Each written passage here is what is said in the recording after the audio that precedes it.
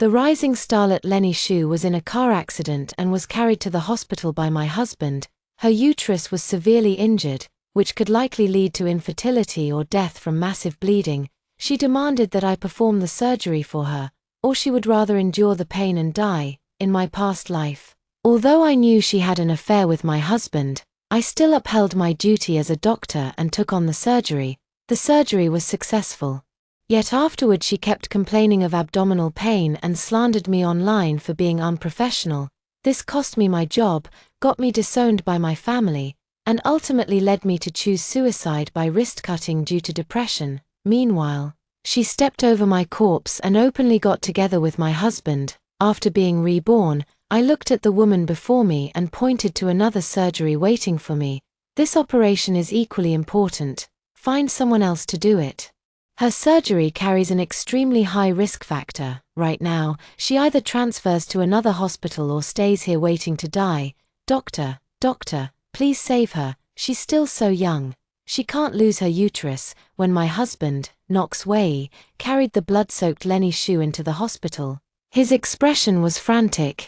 Anyone who didn't know better would have thought the woman in his arms was his wife.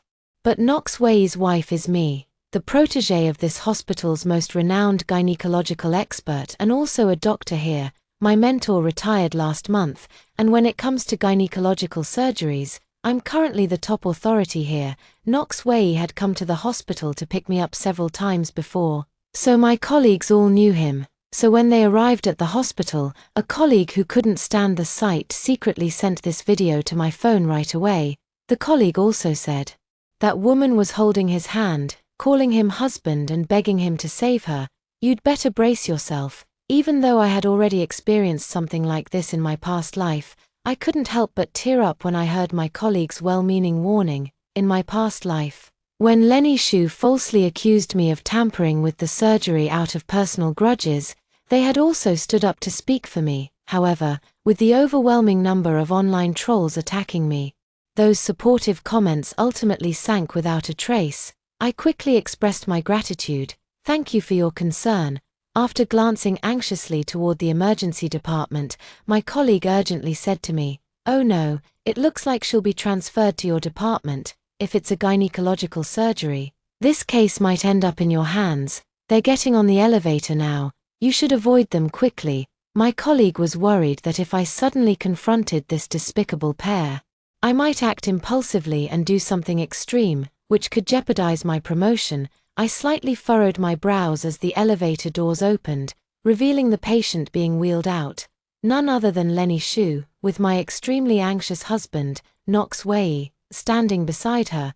The moment he looked up and saw me, he instinctively lowered his head, but Lenny Xu, lying on the stretcher, suddenly sat up. Facing the group of doctors and nurses rushing over, she pointed directly at me, bypassing them. "I heard she's the protégé of the gynecology master. I want her to perform my surgery personally." The news of Lenny Xu's car accident has now spread all over the internet. She was taken to our hospital by ambulance, and the video of it was recorded and posted online. This surgery is now under the watchful eyes of the entire internet, and it concerns the reputation of our hospital. When the deputy director arrived and heard these words, he instinctively looked at me. "Xiao Li, since Ms. Xu trusts you so much, you should personally perform this surgery for her." At this time in my previous life, I was about to be promoted to attending physician. If it weren't for Lenny Xu spreading rumors and slandering me online, I would have already been an attending physician. At the time, I was falsely accused by Lenny Xu of tampering with the surgery, and this vice president played a significant role in it. The vice president deliberately deleted the surveillance footage from the operating room that day to ensure the promotion slot would go to Zhong Na, who works in the same department as me, leaving me with no way to defend myself. He's saying this now because he knows this surgery is highly risky. If I don't take it, and Lenny Xu refuses to transfer the patient, the surgery will ultimately fall to Zhong Na. But Zhong Na is quite careless and has already made several minor mistakes during surgeries. He's afraid Zhong Na won't handle the surgery well and will mess up, so it's best to dump this hot potato on me. Unfortunately, he miscalculated. I pointed to the adjacent operating room. I have a surgery scheduled at 10:30. The patient is currently being prepped. It's an emergency ectopic pregnancy case, and her condition is extremely critical. I can't perform 2 surgeries simultaneously, so you'll have to find someone else. I recommend transferring to another hospital. In my previous life, because I was forced to take on Lenny Shu's surgery, the ectopic pregnancy patient was found unconscious in the outpatient building lobby. Jong Na had no choice but to take on that surgery despite the circumstances. But in the end, the patient died on the operating table due to sudden massive hemorrhage during the procedure. She was a 25-year-old girl, in the prime of her life. Her husband, reportedly a military officer, arrived only to find her body had already been moved to the morgue. In my past life, I deeply regretted this outcome. After being reborn, the first thing I did was rush to the outpatient lobby an hour earlier, find her, and urgently arrange for her hospitalization and surgery. I am confident and certain that I can save her, and I very much want to save her. Saving her is infinitely better than saving someone like Lenny Shu, who is utterly ungrateful. After hearing this, Lenny Shu, lying on the bed in pain, shouted at me angrily, "No, get her another doctor. I want you, operate on me now." She knew very well that my medical skills were excellent and could ensure her safe recovery from the operation. Not only was she eyeing my husband, but she was also very satisfied with my expertise. Moreover, she believed that I would never risk my career by tampering with the surgery, or else all my years of hard work would be wasted. I sneered, "On what grounds? Is your life more valuable than others?" The ectopic pregnancy patient is already showing signs of heavy bleeding. If your willfulness delays her surgery and causes any mishap, can you bear that responsibility? With such a heavy accusation thrown at her, if Lenny Shu had even a shred of rationality left, she would know what to do next. She could quickly transfer to another hospital, or have my husband use his financial power to summon a team of experts for emergency surgery. Neither would be an issue.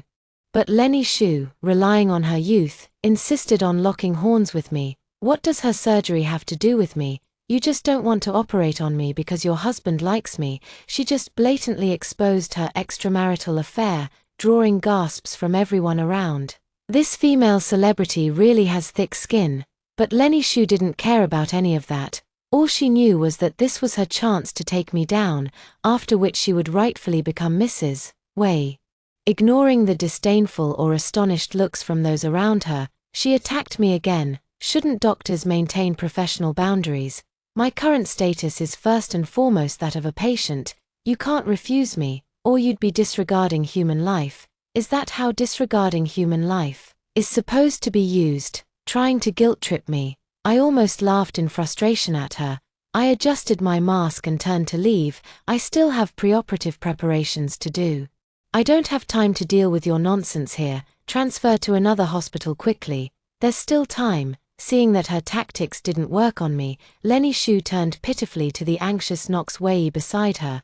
"Darling, I'm in so much pain. Please beg her for me. I only want her to perform the surgery." The moment Nox Wei's gaze met mine, he immediately looked away out of embarrassment and guilt. He never expected such a coincidence, not only running into his affair partner in front of me, but also having her insist that I be the one to perform the surgery. But the moment he thought about how I hadn't gotten pregnant in the 5 years since our marriage, he believed it was my problem. Lenny Shu had already promised to bear his children in the future. He couldn't just stand by and watch Lenny Shu lose her uterus, cutting off the Wei family's lineage. With this in mind, he steeled himself and looked at me, his eyes filled with impatience. "Even if you're angry about my infidelity, there should be limits. Lenny is in this state now. As a doctor, saving lives should be your primary duty. If you dare to stand by and do nothing, I'll divorce you." I sneered inwardly. Was this the man I had loved for 5 years? At the critical moment, he stood by Lenny Shu's side, letting her make things difficult for me. But I'm not afraid anymore. At worst, I'll just walk away from that family. I've already died once. Would I let someone who betrayed me so easily influence my decisions? Without looking back, I just threw him these words. "Then let's divorce. May the bitch and the dog live happily ever after."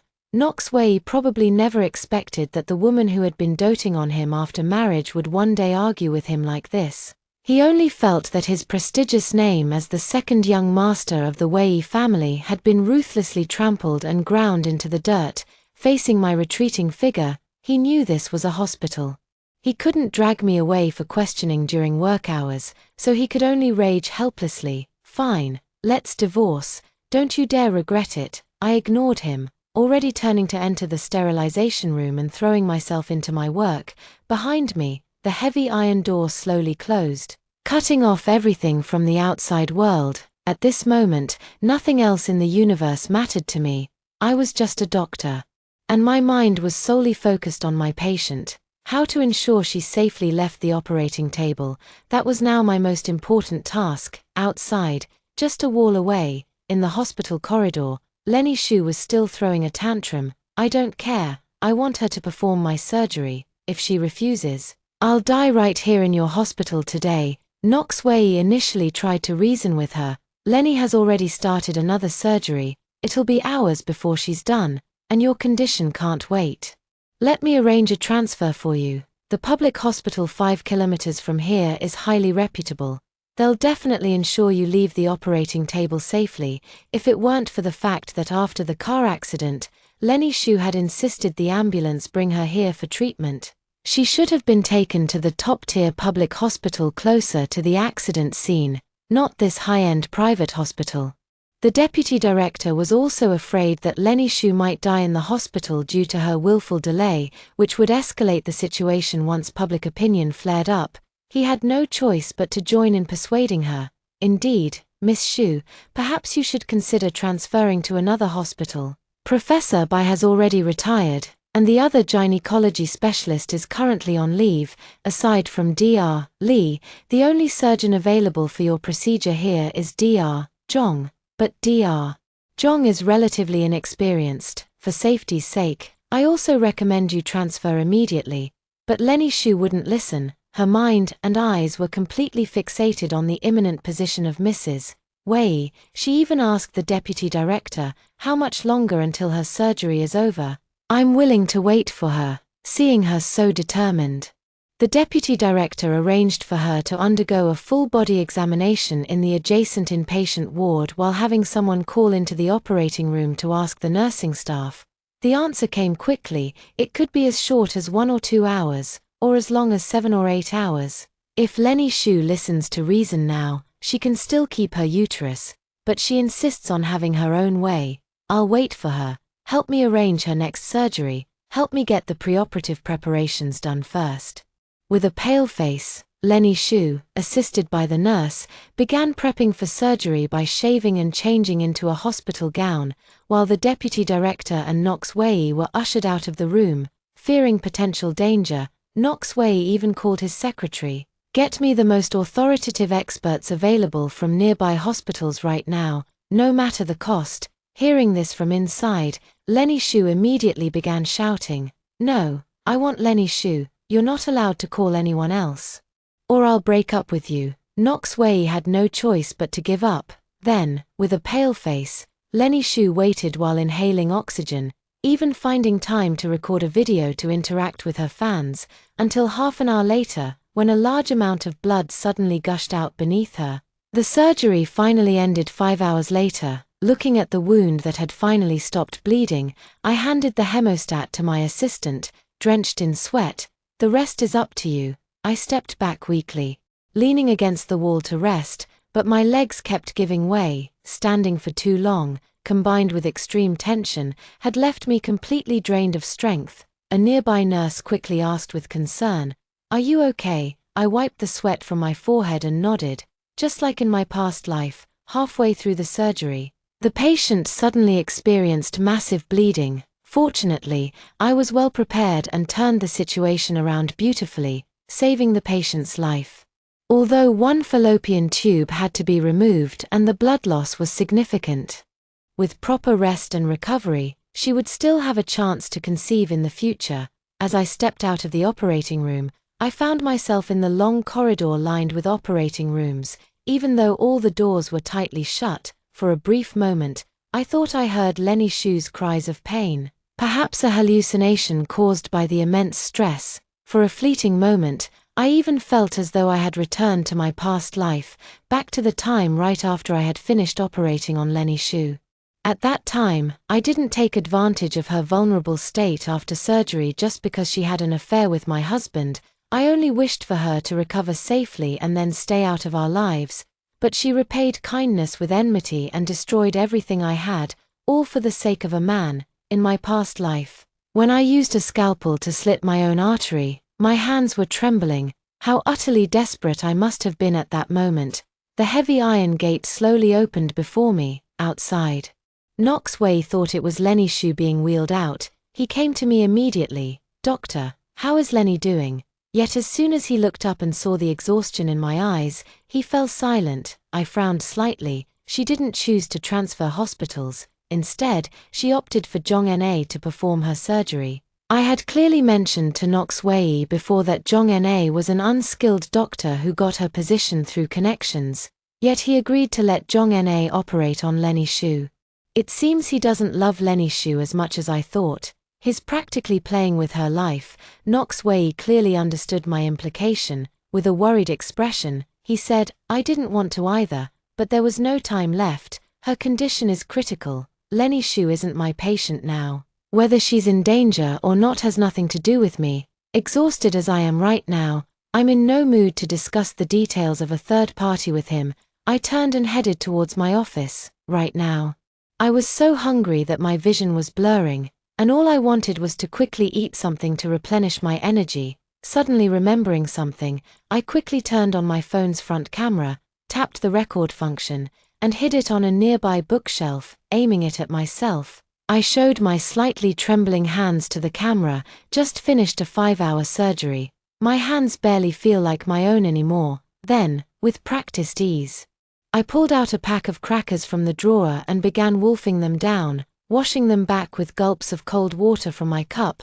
The colleague sitting next to me looked puzzled and asked, "Are you recording a video or live streaming? The hospital doesn't allow live broadcasts." Lenny, shushed them and flashed a knowing smile. "It's a video. You'll see its purpose later." With that, I started eating while jotting down the surgical notes. Suddenly, with a loud bang, Knox Wei barged in without knocking. His eyes were bloodshot as he grabbed my hand.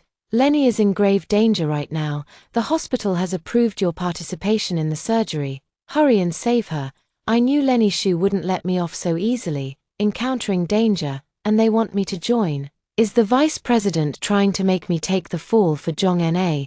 Lenny Shu would certainly be pleased to see it happen, but I don't want my career destroyed again. I pointed at my trembling hands. "I'm afraid I can't help. I need at least an hour to recover. Use your financial power to bring in an expert team from outside."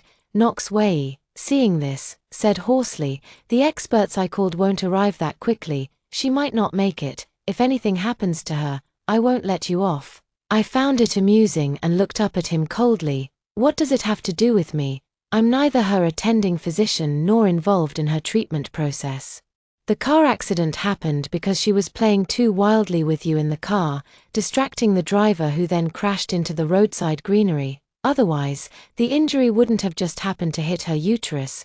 What does that have to do with me? Did I tell you to have an affair with such daring moves? Or was I the one driving?" Clearly, there was a more reputable and closer top-tier hospital near the accident site, yet she insisted on coming all the way here to have me, the legal wife, perform her surgery. Her malicious intent couldn't be more obvious. Knox Wei was left speechless by my retort because he knew it was all true.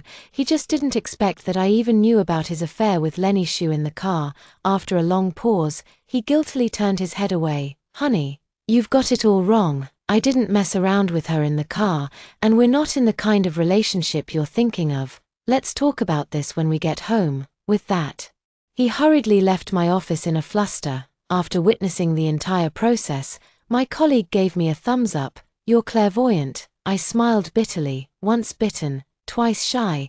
It was only after I died in my previous life and became a ghost, drifting back to the wedding room, that I overheard Knox Wei and Lenny Shu arguing and learned the truth about Lenny Shu's car accident. It was truly disgusting. After exactly an hour's rest, The second scheduled surgery of the day was ready. I walked through the fingerprint lock and stepped back into the corridor of the operating room, just in time to see Lenny Xu, who had been vomiting uncontrollably, being wheeled out of a nearby operating room. Aside from Zhong Na, she was accompanied by an expert who had arrived later. But by the time the expert got there, the surgery was already over, leaving no chance for intervention. When Lenny Xu saw me, her eyes burned with venom, she opened her mouth, ready to curse at me. But due to severe blood loss, she immediately started retching again the moment she tried to speak, her face alarmingly pale and ghastly. When I returned to my office after finishing the second surgery, Zhong Na was already waiting inside for me. Upon seeing me, she flashed a triumphant smile. "This surgery was a success. You didn't expect that, did you, Ms. Xu has agreed to promote our hospital more. From now on, I'll be the hospital's living advertisement. The position of chief physician is definitely mine." Chief physician. In my past life, if it hadn't been for the vice president and Lenny Xu teaming up to sabotage me, the title of chief physician should have been mine. It seems in this lifetime, the two of them have reached a consensus and joined forces. But I'm not afraid. This time, I didn't take on Lenny Xu's surgery, so whether she recovers or not won't affect me. Moreover, because the first ectopic pregnancy surgery I performed earlier was particularly successful, the patient's family was extremely satisfied when they arrived and even mentioned giving me a commendation banner. Now, all the medical staff on this floor say my reputation is the best, and my promotion is already a widely expected outcome. At 6 in the evening, when I finally took off my white coat and left the hospital, I felt an overwhelming sense of relief. This dreadful day was finally coming to an end. When I got home, Knox Wei hadn't returned yet. He was probably still at the hospital keeping his Lenny Xu company. In the corner, the vase still held that bouquet of roses celebrating our 5th wedding anniversary. It looked bitterly ironic. I pulled out the flowers and tossed them all into the trash. Through a friend, I contacted a divorce lawyer. After explaining my situation, they promised to draft the divorce agreement for me as soon as possible. This divorce is happening. I mean it, no empty words. Knox Wei didn't return until late at night. When he came back to the master bedroom, exhausted, he initially wanted to coax me and smooth things over with Lenny, but he found that all my belongings in the room had already been packed up and piled in a corner, and I had moved to the secondary bedroom, even locking the door behind me. "Honey, open the door, let's talk." He patiently knocked. "Talk to my lawyer tomorrow." After that, no matter how much he knocked, I ignored him. It was too late. I needed to sleep, as there was a lot of work waiting for me the next day. Since I've decided to divorce, I won't dwell on anything else. Past affections, betrayals, they're all trivial compared to death. Now, my future is bright. I haven't been abandoned by my family. I'm free from depression, cheerful and confident. That night, I slept peacefully until dawn. While Knox Wei, on the other hand, didn't sleep a wink. One moment he worried about the truth behind Lenny Xu's car accident being exposed online, tarnishing his image as an entrepreneur. The next, he fretted over whether Lenny Xu's post-surgery condition would affect her fertility. And then he agonized over whether I was serious about divorcing him and how much of his assets I might take. Early in the morning, I very disciplinedly stepped off the treadmill and then sat at the table to begin enjoying today's breakfast. Knox Wei finally got out of bed. With dark circles under his eyes, he sat across from me, looking at the large and small packed bags in the living room. Rubbing his temples with a headache, he said, "Are you really going to divorce me? I was just saying angry words yesterday." I curled my lips into a smile, looking at him with eyes full of disdain. "Yes, let's get divorced. The divorce agreement has already been drafted and will be delivered to your office this morning. Sign it, and we can part ways amicably." Knox Wei finally panicked. It wasn't that he couldn't bear to part with me. Otherwise, he wouldn't have cheated. He's afraid I'll take a share of the marital assets after divorce. As long as we don't divorce, I can't take those assets away. Finally, his tone softened, and he reached out to take my hand. "Honey, just forgive me this once, okay? As for Lenny Xu, if she has a child in the future, I'll bring it back for you to raise. I won't marry her. You'll always be my lawful wife, my first and only." But why should I tolerate my husband having an affair and even fathering a child with another woman? Is raising the child of his mistress some kind of favor to me? I felt utterly disgusted and withdrew my hand, vigorously wiping it on a napkin. No need, you two can raise as many as you want. The moving company I hired will be here soon. Here's the house key. The next time we meet will be at the Civil Affairs office. With that, I flung the house key onto the table, picked up my handbag, and walked out of that home. No matter how much he tried to stop me, I had already discussed the divorce with my family, even the elders in our clan. After a brief online family meeting last night, where I threatened to cut ties, they finally stopped urging me to reconcile with Knox Wei and reluctantly agreed to the divorce. Marriage is the union of two families, and divorce is the separation of two families. The financial entanglements may not be completely severed for the time being, but future cooperation will never be as close as before. Once divorce is announced to the elders, there's no turning back. Regardless of whether Knox Wei opposes it or not, the divorce is inevitable. Knox Wei didn't put up much resistance. He believed the reason we had no children in 5 years lay with me. And I only took what I was entitled to ensure his future children could legitimately inherit the family assets. He gritted his teeth and agreed. Early the next morning, I took a day off specifically to go to the Civil Affairs Bureau with Knox Wei. 30 days later, when the divorce cooling-off period ended, we would be completely done with each other. As we left the Civil Affairs Bureau, Knox Wei sneered, "You're infertile. Without me, you're nothing." I smiled back, "Without you, I'm still Dr. Lee, and also Ms. Lee. I have education and background. I can live well on my own, and there's nothing wrong with my fertility." The premarital health report from 5 years ago.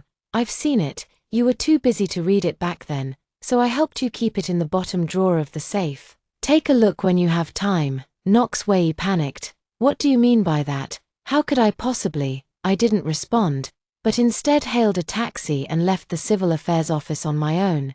Between us, the one who was infertile wasn't me, but Knox Wei with his irregular lifestyle. He had azoospermia, the kind that couldn't be cured. I had known this result since our premarital checkup 5 years ago, but I kept it to myself to avoid hurting his pride, especially since I hadn't planned to have children within those 5 years, so I didn't take the initiative to tell him, waiting for him to discover that premarital checkup result himself later. Who would have thought this would become his excuse for cheating? How utterly ironic. When I returned to the hospital, my colleagues seemed to be looking at me differently. Did Lenny Shu cyberbully me again? Back in the office, I immediately asked my colleague Xiaofen, "What's wrong with them?" Xiaofen secretly told me, "These past few days, to suppress you and boost Zhong En's reputation." Lenny Shu has been bragging to her online followers during live streams about how exceptional Zhong En's medical skills are. Although Lenny Shu occasionally experienced abdominal pain these past few days, Zhong En, as the attending physician, didn't take it seriously, assuming it was a normal post-surgery symptom. As a result, today Lenny Shu suddenly complained of unbearable abdominal pain. After an examination, it was discovered that there was a surgical complication, which had already led to infection and pus formation, and may require a hysterectomy. Zhong En has already been suspended because of this, and an investigation into the medical malpractice will soon begin. It's likely that even the deputy director won't escape shared responsibility. Lenny Shu specifically requested that you perform this surgery again, no matter how long the wait, so she won't rest until she drags me down. Is that it? Originally, I didn't want to escalate personal matters, but since she keeps targeting me, it would be impolite not to return the favor. During the lunch break, I called a friend who runs a media company to ask for a small favor. Half an hour later, a certain paparazzi dropped a bombshell. Popular starlet Lenny Shu caught cheating with a married wealthy heir. Videos of Knox Wei carrying Lenny Shu to the hospital, Lenny Shu crying and begging me to perform surgery on her. Footage of that conversation between Knox Wei and me in the office, and photos of Knox Wei and me at the Civil Affairs Bureau getting divorced were all bundled and thrown online. There was even roadside surveillance footage of the two crawling out of the car in disheveled clothes on the day of the car accident. Everything was meticulously arranged to nail them down from every angle. leaving them no chance to recover. The internet exploded instantly, with countless onlookers rushing to join the drama. By the time Lenny Xu and Knox Wei tried to control the narrative, it was already too late to cover anything up. Knox Wei doesn't have social media accounts, but Lenny Xu does. Her account, with 5 million followers, was instantly flooded by netizens, who tore into her mercilessly. Lenny Xu is vicious. After the car accident, she deliberately went to the ex-wife's hospital. Was she trying to humiliate her? How could she have the nerve to demand that the ex-wife perform surgery on her? I saw right through her scheme. I used to sympathize with her for the car accident, but now I only pity myself for misjudging her character. Lenny Xu deserved that car accident, still pretending to be some innocent little flower. Yet she was already in the car. Support banning Lenny Xu. We can't let people like her corrupt social morals. The original wife is so pitiful. What did she ever do to deserve this? She was almost framed and had her future ruined. Seeing the overwhelmingly negative comments online and the rapidly plummeting stock of the Wei group, I felt a surge of satisfaction. Upon learning about the public backlash, Knox Wei immediately called me, but I didn't answer. I hung up right away. If it weren't for the convenience of handling the divorce paperwork later, I'd have blocked him already. Knox Wei had no choice but to message me on WeChat. "Honey, I know it was you. If you're upset, take it out on me. Just let her go." "Okay, she's already suffered enough," I replied. "She provoked me first. She's still pressuring me to perform her next surgery. Can't she survive without framing me?" Knox Wei pondered for a moment and decided to switch to a conciliatory approach. "Darling, if you're willing to let her off the hook and clarify online that those were all baseless rumors, I can give you an extra 10 million in the divorce settlement. How about it?" I think his focus is misplaced right now. If I were you, I'd immediately apologize to the public to minimize the damage to the company, rather than trying to silence me. But Knox Wei didn't want to lower his noble head or admit he'd made the wrong decision. After some thought, he messaged me, "How about 20 million? As long as you clarify the rumors about our marital issues. It'll stabilize the company's stock price, and Lenny can also avoid this crisis." I quickly replied to him, "I disagree. If you truly care about Lenny Xu, advise her to transfer to another hospital. Don't come bothering me again. As long as her uterus is preserved, she can still have children in the future. Even if you have azoospermia, it's fine. She can use donor sperm. The child may not be yours, but at least your wife will still be yours." After saying that, I immediately took a screenshot and posted it in our shared family group chat, letting everyone see Knox Wei's disgusting behavior. When my mother-in-law saw it in the group, she was the first to speak up. "Azoospermia? How could my son possibly have azoospermia?" Her world had just collapsed. My parents both scolded Knox Wei, saying he deserved what he got today, and chose to leave the group chat, since I was about to divorce Knox Wei, and our families would no longer be relatives in the future.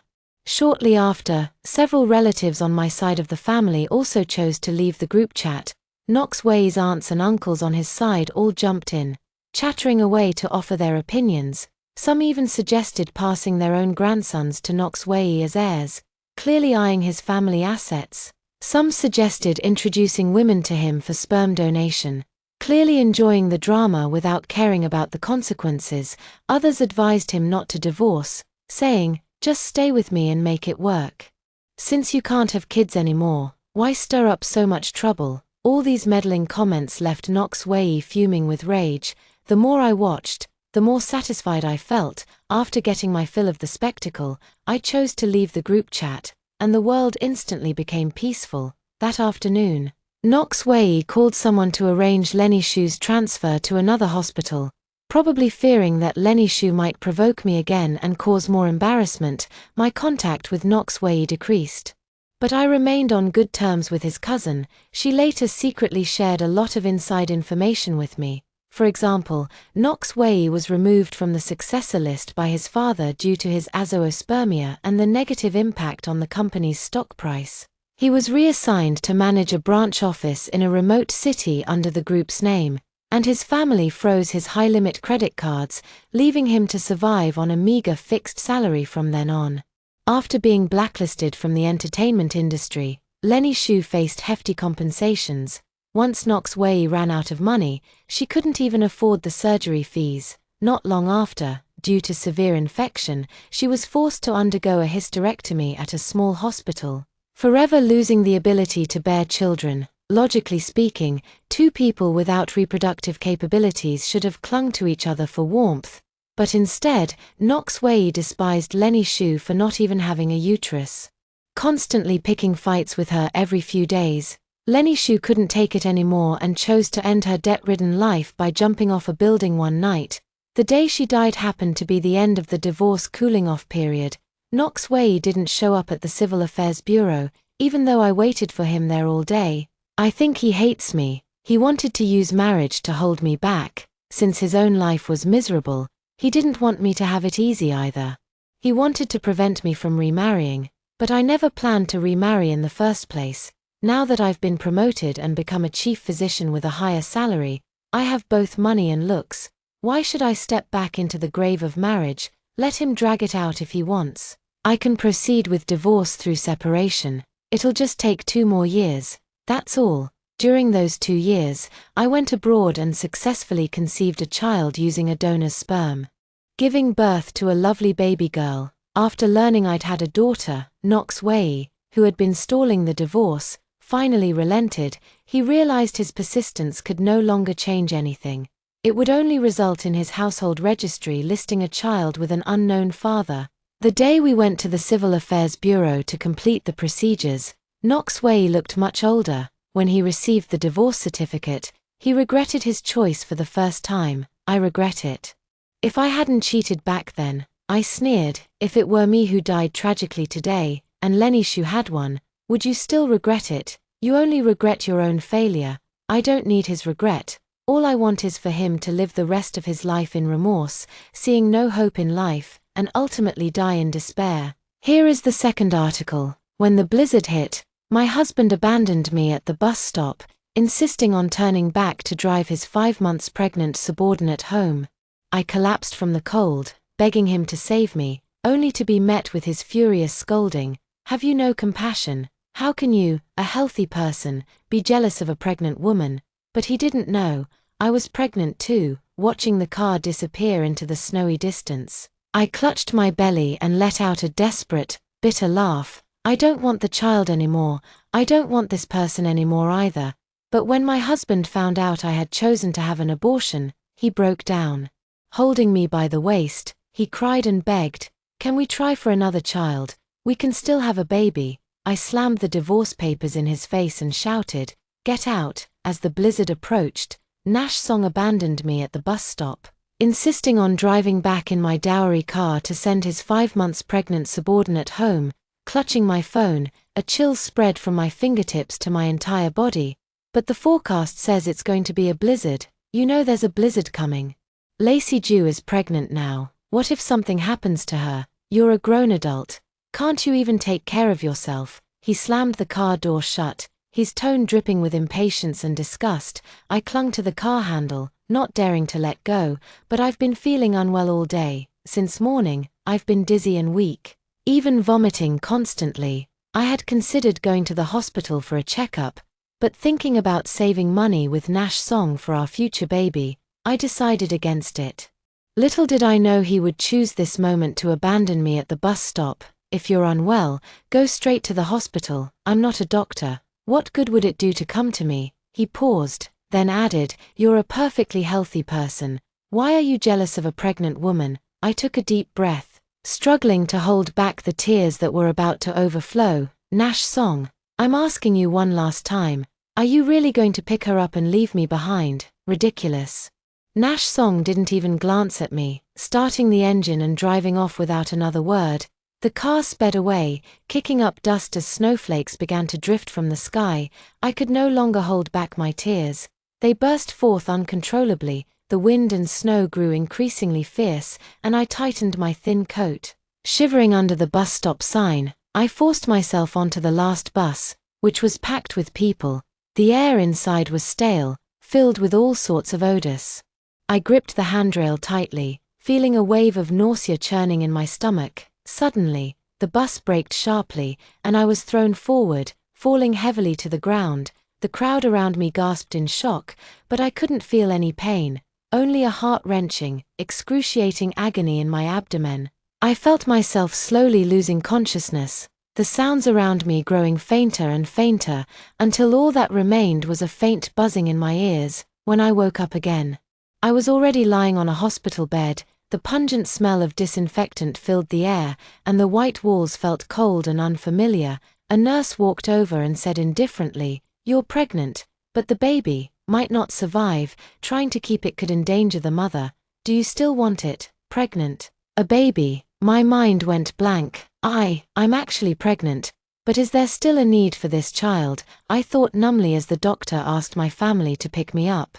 Looking up at the snowflakes filling the sky, I felt an unbearable chill. I also wanted Nash Song to come for me, but when I called, all I got was his impatient refusal. Mechanically, I unlocked my phone. The glaring post in my social feed was from Lacey Jew. The caption reads, "Thank you Nash for protecting me and our child like a warrior. Rain or shine, even in a snowstorm, you still got me home safely." Below it was a photo of steaming chicken soup and a happy maternity shot of Lacey Jew. In the comments section, Nash Song even left a like. Seeing that glowing red heart, I suddenly felt a deep sense of irony. In the blizzard, my husband drove my dowry car to escort another pregnant woman, ignoring my suffering of taking the bus, and even nearly killed our child. A surge of rage rose from the depths of my heart, burning so fiercely that it ached throughout my entire being. I typed this comment below, wishing you both a long and happy life together. Tomorrow, we're getting divorced. These words seemed to drain every ounce of strength from my body. I get along well with my colleagues, including Nash Song. I'm sure everyone in the department can see this message. Sure enough, Xiaomai privately messaged me, "Sis, don't misunderstand Nash, he was just giving her a ride home." I didn't reply. They had no idea that when I needed him the most, he chose another woman and her child instead. At that moment, my heart died. This child is no longer worth keeping. I called the nurse and gave a bleak smile. No need to preserve the pregnancy. Perform an abortion for me. In a daze, I returned home, my hair already dusted white with snow, dragging my heavy steps to the bedside.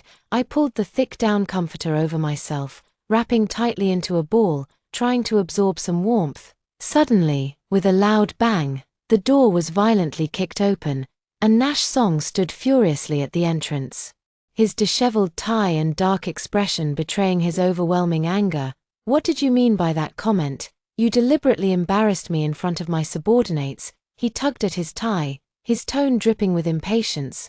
Wrapped in the blanket, I remained motionless, simply watching him quietly. As if he were a stranger, he seemed even more infuriated, raising his voice, "It's just giving a colleague a ride to and from work.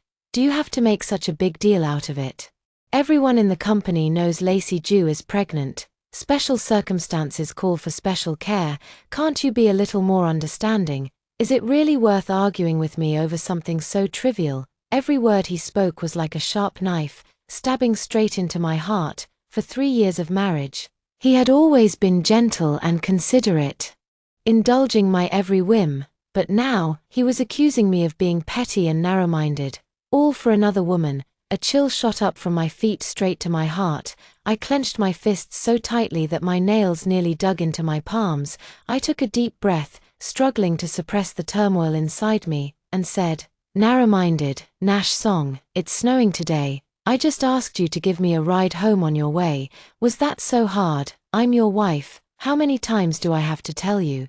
It's just colleagues helping each other out. Mara, I remember you weren't like this before, but I'm pregnant too." My face turned deathly pale, my stomach churning violently, almost making me vomit. Nash Song stood at the door, arms crossed, looking impatient. "What now? What kind of sympathy act is this?" I raised my head and stared at him coldly. "An act? Nash Song? Do you really think I'd stoop to such games? Let me tell you, the baby was lost while you were busy sending another woman home." He froze for a moment, then scoffed, "Stop joking. Just because I refuse to give you a ride, you start making up stories. A child? Where did you get a child from? if you were really pregnant, you should be more considerate of Lacey Jew. She's a pregnant woman with limited mobility. Why are you picking fights with her?" His tone was icy, devoid of any concern, filled only with endless accusations. I couldn't hold back any longer. Tears streamed down my face. In his mind, is this the kind of person I am? Someone who would fabricate lies and even use a child to gain sympathy, all just to compete for favor? Just now, Lacey even said she upset you and wanted to come apologize specially. Others are so understanding, yet you're the one making unreasonable demands. I kept a sullen face and remained silent. Suddenly, the ringing of my phone interrupted my thoughts. The phone screen flashed with the name Lacey Jew, and I could almost picture her hypocritical expression at that very moment. Nash Song pressed the answer button, but before he could speak, her sickly sweet voice came through. "Nash, is Sister Mara okay?" I heard. "Sister Mara is really angry. Don't take it to heart, she's just too impatient. She definitely still loves you." Even through the phone, I could smell the stench of her manipulative words. "Don't defend her. I've spoiled her rotten, throwing a tantrum over something so trivial." Nash Song's voice was dripping with tenderness. "Don't worry about this. Go to sleep. You're carrying a child, after all." He gently hung up the phone, turned to look at me, his eyes filled with impatience again. "I'll sleep in the study tonight. You should reflect on yourself." I closed my eyes, took a deep breath, and slowly opened them. "Nash Song," I said calmly, "let's get a divorce." He froze, seemingly caught off guard by my words, then let out a mocking laugh. "Divorce? What are you making a fuss about now? My patience has its limits. Is this really necessary? It doesn't matter anymore. Let's divorce." My tone was steady, but each word felt like a nail, driving straight into his heart. I finally only told my best friend Lin Wei about the miscarriage. I called Lin Wei, and her voice was filled with heartache and anger. "Mara, you're just foolish. Back then, for his future, you voluntarily gave up the promotion opportunity and left the company. Now, just because he got a promotion, he's acting all high and mighty and flirting with subordinates." I closed my eyes, listening to my best friend's concerned scolding, finally feeling a bit of comfort. Yes, I was truly foolish. Not only did I give up a great promotion opportunity, but I even handed over the dowry my parents gave me to support his career, and now, this is how he treats me. "Mara, don't worry, I'll keep an eye on them at the company. If I find anything, I won't let that bastard get away with it." I responded softly and hung up the phone. "The snow today has covered the entire city. It's so cold. I took a week off, planning to rest properly." I opened the door, and a chill rushed in. The house was empty. Nash Song had left early, without even coming to see me. In the past, whenever we argued, no matter who was right or wrong, he would always leave a fridge magnet with a playful apology or a warm, comforting message. But this time, the fridge was bare. There was nothing at all. Although it was just a miscarriage in the early months, the doctor said I still couldn't take it lightly. If I didn't recover properly, it could lead to chronic health issues later. Suppressing the bitterness in my heart, I mechanically stood in line, registered, and waited. Suddenly, a familiar conversation reached my ears. It was the joyful chatter of expectant parents. "Nash, this outfit is so adorable. Should we buy it for our little one?" "Whatever you say, Nash. The doctor said the baby is growing quite big. I think it might be a boy. If only it looks like you." "Hey, boy or girl, it's all good. My parents said they'll come take care of you after you give birth." The woman's voice laughed happily, following the familiar male voice. I looked up in disbelief and indeed saw Nash Song. What did he mean by his parents said they would come take care of her once Lacey Jew gives birth?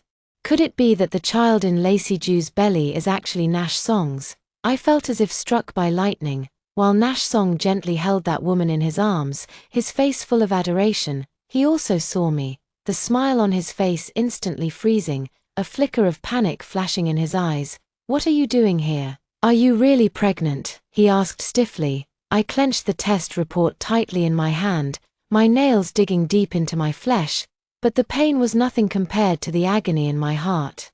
"Does it matter?" I retorted coldly, turning my head to see Lacey Jew. "Congratulations. By the way, you're about to become a mother." "Thank you, Sister Mara. I wasn't feeling well today." So I asked Nash to bring me here for a checkup. Please don't misunderstand. I let out a cold laugh but remained silent. Misunderstand? What would I need to misunderstand? Perhaps my gaze was too icy. Because Nash Song also sensed that something was off, he frowned, his tone tinged with displeasure. Mara. What kind of attitude is this? I thought you had reflected properly. What attitude? I curled my lips into a cold smile, struggling to suppress the raging fury in my heart.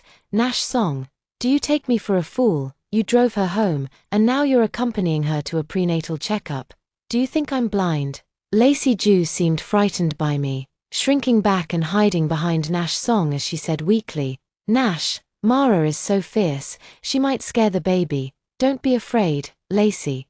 I'll talk to her properly. He comforted Lacey Jew gently, but when he turned to look at me, his eyes were filled with disgust. Enough already. Are you stalking me? What do you want to know? Whether the child is mine? His tone was icy. So what if it's mine? Before, I still felt some guilt towards you. But seeing how jealous you are, I know I made the right choice. So this child really is Nash Song's. This scumbag. With Nash Song's favor, Lacey Jew immediately changed her attitude, arrogantly stroking her pregnant belly and boasting, Nash not only picks me up and drops me off, but also accompanies me for walks, brings me afternoon tea, and won't even let me take the bus or subway. He says only women without any ability would squeeze onto public transport. If we're talking about the skill of being shameless, I must admit, I'm no match for you, I scoffed. What, does she think Nash Song is some kind of treasure? You, Lacey Jew was left speechless, but I continued to taunt her word by word. What about me, Lacey Jew? Don't tell me you think being a homewrecker is something to be proud of. TSK, still better than a useless hag with no skills. She rolled her eyes as we exchanged insults. Ha, if you want this man, I'll let you have him, I sneered, no longer caring. But as for my money, don't even dream of getting a single cent. Turning to Nash Song, I snapped, the car is mine, hand over the keys now. Still dreaming of a beauty to match your fancy car? Keep dreaming. Faced with his betrayal, I was surprisingly calm. No more tears, no more outbursts. Consider it as feeding your sincerity to a dog. From now on, take back what you rightfully deserve. I snatched the keys back in one swift motion, leaving the two stunned. Nash Song probably never expected me to be so fierce and stood there dumbfounded. The first thing I did when I got home was throw out all of Nash Song's belongings, his clothes, shoes, ties, gaming console, even his most treasured limited edition sneakers. I swept them all into trash bags. I was like a person possessed, frantically erasing every trace related to him. This house was bought before marriage under my name. Nash Song didn't contribute a single penny. So what right does he have to strut around here with Lacey Jew? After exhausting myself for most of the night, I collapsed onto the sofa. Only then did I realize how suffocating my life had been during these 3 years of marriage. Like a fool, I was played for a fool by him and Lacey Jew. Originally, we were both working on projects at the company, and I had always been the top performer. It was him who said the work pressure was too much and that after marriage, he wanted me to rest properly. Letting him shoulder the burden of work, I took his words to heart. After marriage, I gave up my promotion opportunities, handed over all my resources to him, and took up a clerical job at a small company. The pay was low, but with regular hours from 9 to 5, it was stable and secure. I had much more time to spend with him, with his parents, and to keep the household in perfect order. Now that his life has improved, he's making more money and has been promoted. Those little thoughts of his can no longer be hidden. The phone rang. It was Nash Song calling. I hung up directly and then blocked him. Immediately after, he called again from a different number. I answered irritably. What the hell do you want? Mara Jew, are you out of your mind? You threw all my things away. Do you know how expensive those were? His voice was filled with anger. Ha, Nash Song. So you know what expensive means. Then what did you take my youth and my feelings for? Bargain bin trash, I sneered. Stop being unreasonable. Lacey is pregnant now and emotionally unstable. I can't let her get upset. So what, you want me to suffer so you can pamper your mistress and illegitimate child? I was practically laughing from sheer disbelief. Mara Jew, don't go too far. Who do you think you are? If it weren't for me, Who would even look at you?" Before he could finish, I cut him off. "Nash Song, listen up. From today on, there's nothing between us anymore.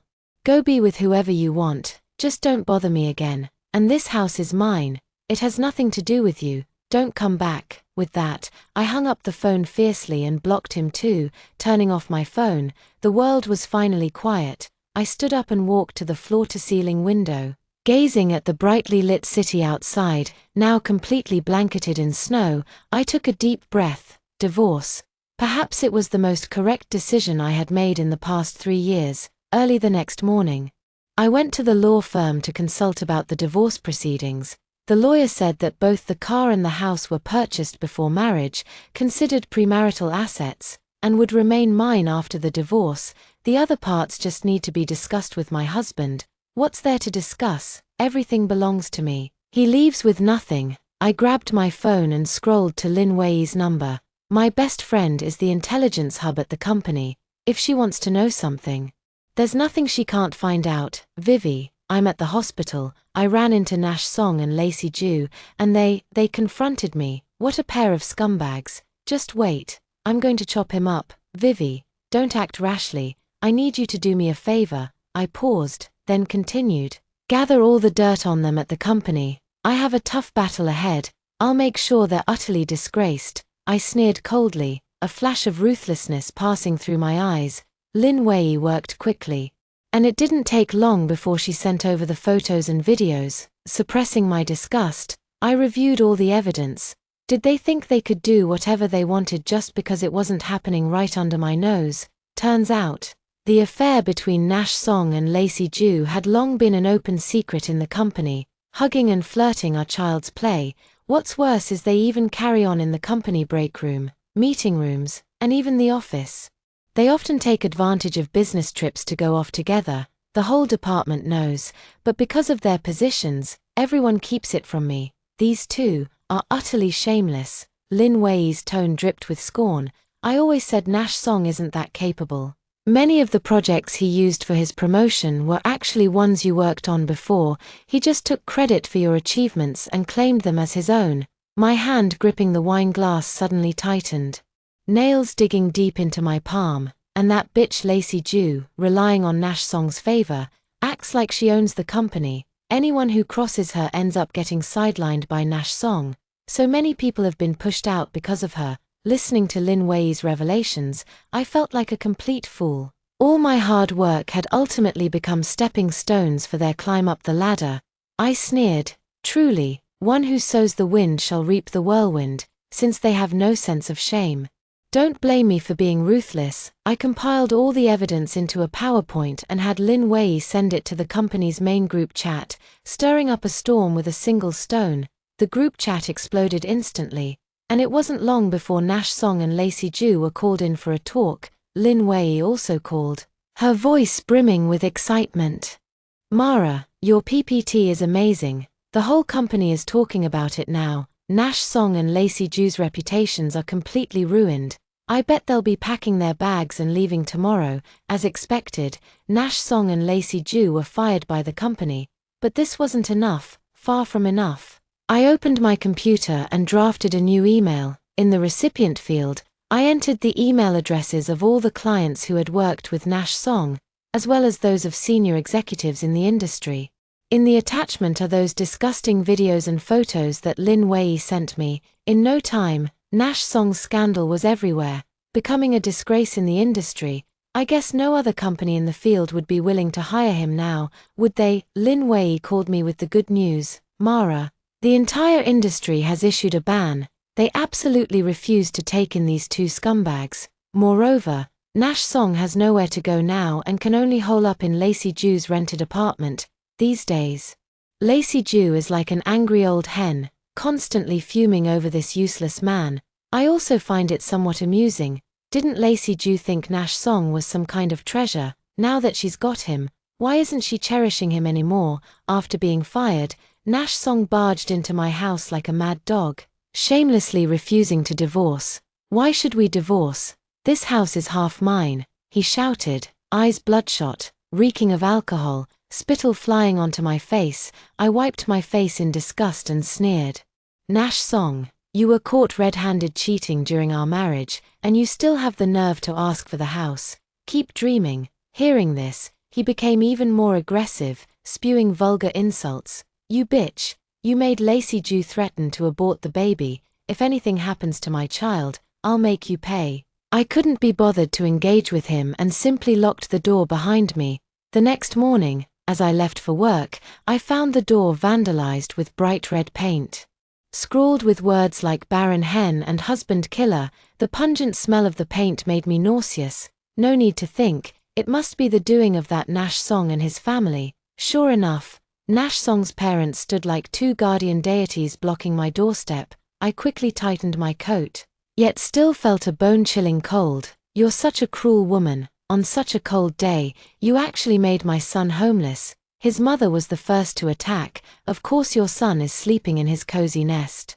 I suppressed my anger, my tone laced with sarcasm. How could I forget him saying that once Lacey Jew gives birth, you'd be eagerly rushing to take care of her during her confinement. So how is it that now you're suddenly homeless? At these words, her face darkened even more. Pointing a finger at me, she screeched, "So what if that's the case? You jinx, 3 years of marriage and not even a hint of a baby in your belly, yet you have the nerve to hog my son's house.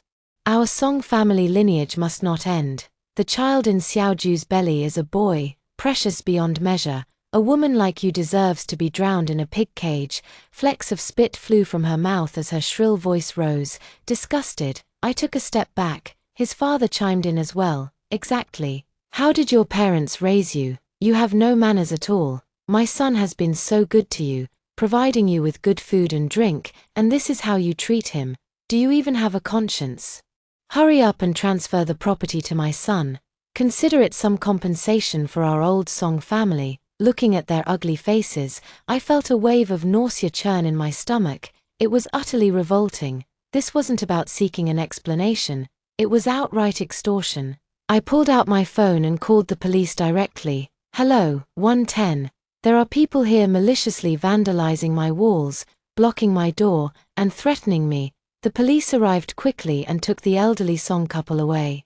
Watching them being shoved into the police car, I felt a surge of satisfaction. That evening, I received a call from the police station asking me to come over. When I arrived, I saw Nash Song's parents sitting stiffly, their faces filled with defiance but unable to hide the panic in their eyes. I said firmly to the police, "I want to press charges against them for trespassing and malicious vandalism. I refuse any private settlement." You wretched woman," Nash Song's mother pointed at me. Her lips trembling, I glared at them coldly. There's a high-definition camera right at my door, capturing every angle clearly. Your criminal evidence is undeniable, and now you dare to spew nonsense in the police station. I'll sue you for defamation too. Mother Song slumped in her chair, her face alternating between green and pale. I snorted disdainfully. "The sin was committed by your son, not me. If he hadn't cheated first, I'd still be respectfully calling you mom and dad. Showering you with gifts during holidays, these cotton-padded jackets you're wearing. I went to 3 different malls last winter just to pick them out for you, and they cost over 3,000 yuan. For the past 3 years, I've given you my heart and soul, and what do I get in return? A morning of paint threats and curses. Why should I swallow this anger?" As I spoke, my eyes grew slightly moist, but I held back the tears, refusing to let them fall. The police, following my instructions, began taking notes and once again warned the Song parents to mind their words. At that moment, Nash Song also arrived at the police station.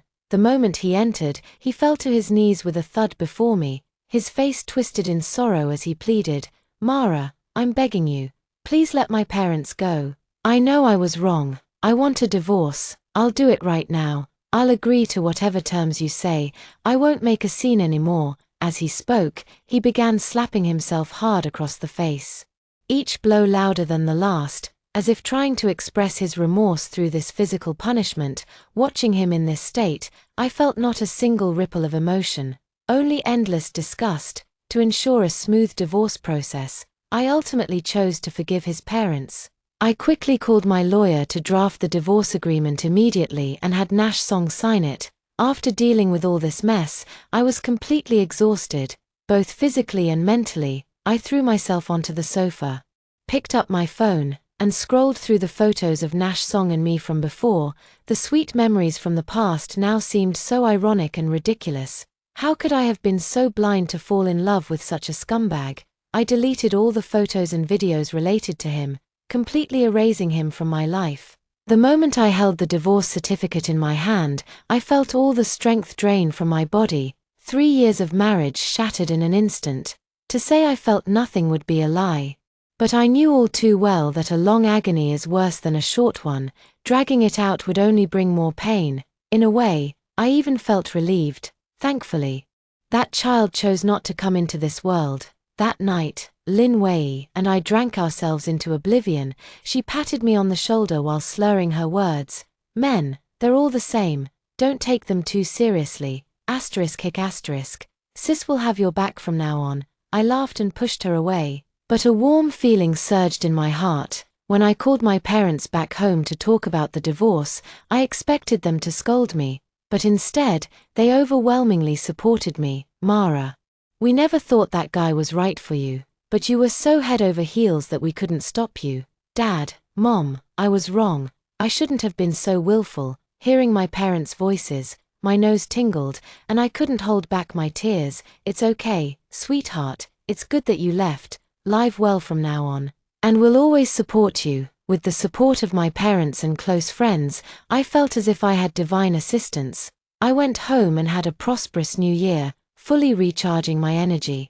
When spring came and the snow melted, I returned to the city. I quit my 9-to-5 office job and found a challenging new role in live streaming operations. 3 years of marriage had drained all my passion and ambition. Now was the time to reclaim them. The work was exhausting, yet deeply fulfilling. Before long, I carved out my own success through sheer capability. Business negotiations came one after another, and the streamers under my management were all making a fortune.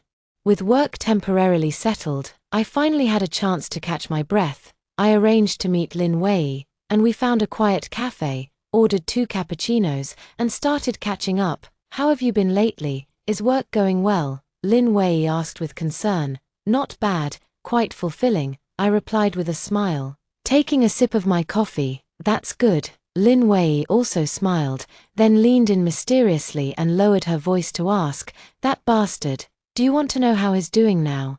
I looked at my best friend curiously. Wanting to know about him now is just the result of lingering resentment. Lin Wei observed my expression and sighed in relief.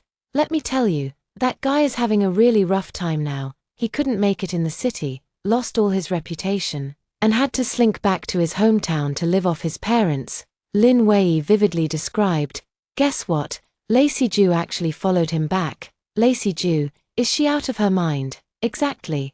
I heard the Song family parents initially treated Lacey Ju like royalty, but not long after she gave birth, things changed. They started bossing her around endlessly. Laundry, cooking, feeding pigs, she had to do it all. Lin Wei's tone carried a hint of mockery, but that's not even the worst part. Lin Wei lowered her voice mysteriously. Rumor has it their child, because of the Song parents' superstitions, missed proper treatment and ended up brain damaged from a fever.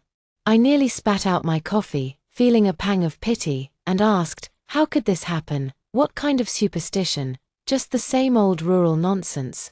When the child had a fever, they refused to go to the hospital and insisted on performing exorcisms at home, and then, Lin Wei shrugged with a you know how it goes expression. I sighed deeply. Honestly, the child was the most innocent one. Who would have thought their life would begin with such a catastrophic start? What about Nash Song? He couldn't have just stood by and watched, could he? I asked Lin Wei. Him, what can he even do? He ran back to the city drowning in debt, penniless, and when his child got into trouble, all he could do was haul bricks at a construction site. Lin Wei's tone was dripping with disdain. And guess what? This young master broke his leg within 3 days of working there. I covered my mouth, feigning surprise. That unlucky? Exactly, Lin Wei vividly recounted. Now the whole family is relying solely on Lacey Ju to keep things afloat. She used to be so haughty, but now she has to grovel before the 2 elderly Song family members. take care of a child with special needs, and look after a crippled husband. TSK, how the tables have turned. In Lin Wei's description, Lacey Jew had become a disheveled old woman, and Nash Song had truly turned into a useless wreck. My eyes turned cold as I recalled that humiliating marriage. Thankfully, I cut my losses in time. All of this was destined by fate, otherwise, the ones suffering would have been me and my child. They say only the wicked can torment the wicked. Let that wretched family drown in their misery. As for me, it's time to embrace my perfect life. Here is the second article. At the engagement party, my fiancé was called away by a single phone call from his mistress. Afterwards, she taunted me, saying, "We are the true love." Ezra Zheng would stop a plane to chase her, abandon a business alliance marriage, and even spend 500 million just to catch a glimpse of her in the hands of kidnappers. What am I, compared to that? I smiled faintly without speaking. Oh, the pitiful creature who thinks she's loved. How I look forward to the expression on her face when her dreams shatter. Mr. Zheng is missing. The waiter frantically reported to me. I casually smoothed my hair and admired the $100 million look in the full-length mirror, thoroughly pleased. If it's gone, it's gone. Inform the guests to move to the grand hall upstairs. Let's have an extraordinary and magnificent ball. How could my billion-dollar styling just go to waste like that? The engagement banquet abruptly transformed into a high society ball, even if it was untimely.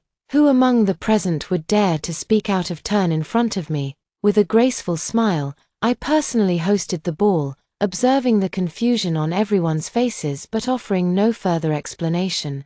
As expected, no one dared to comment, and everyone calmly went through the entire process as if they had long known it was just an ordinary high society ball. The banquet ended with all guests and hosts in high spirits.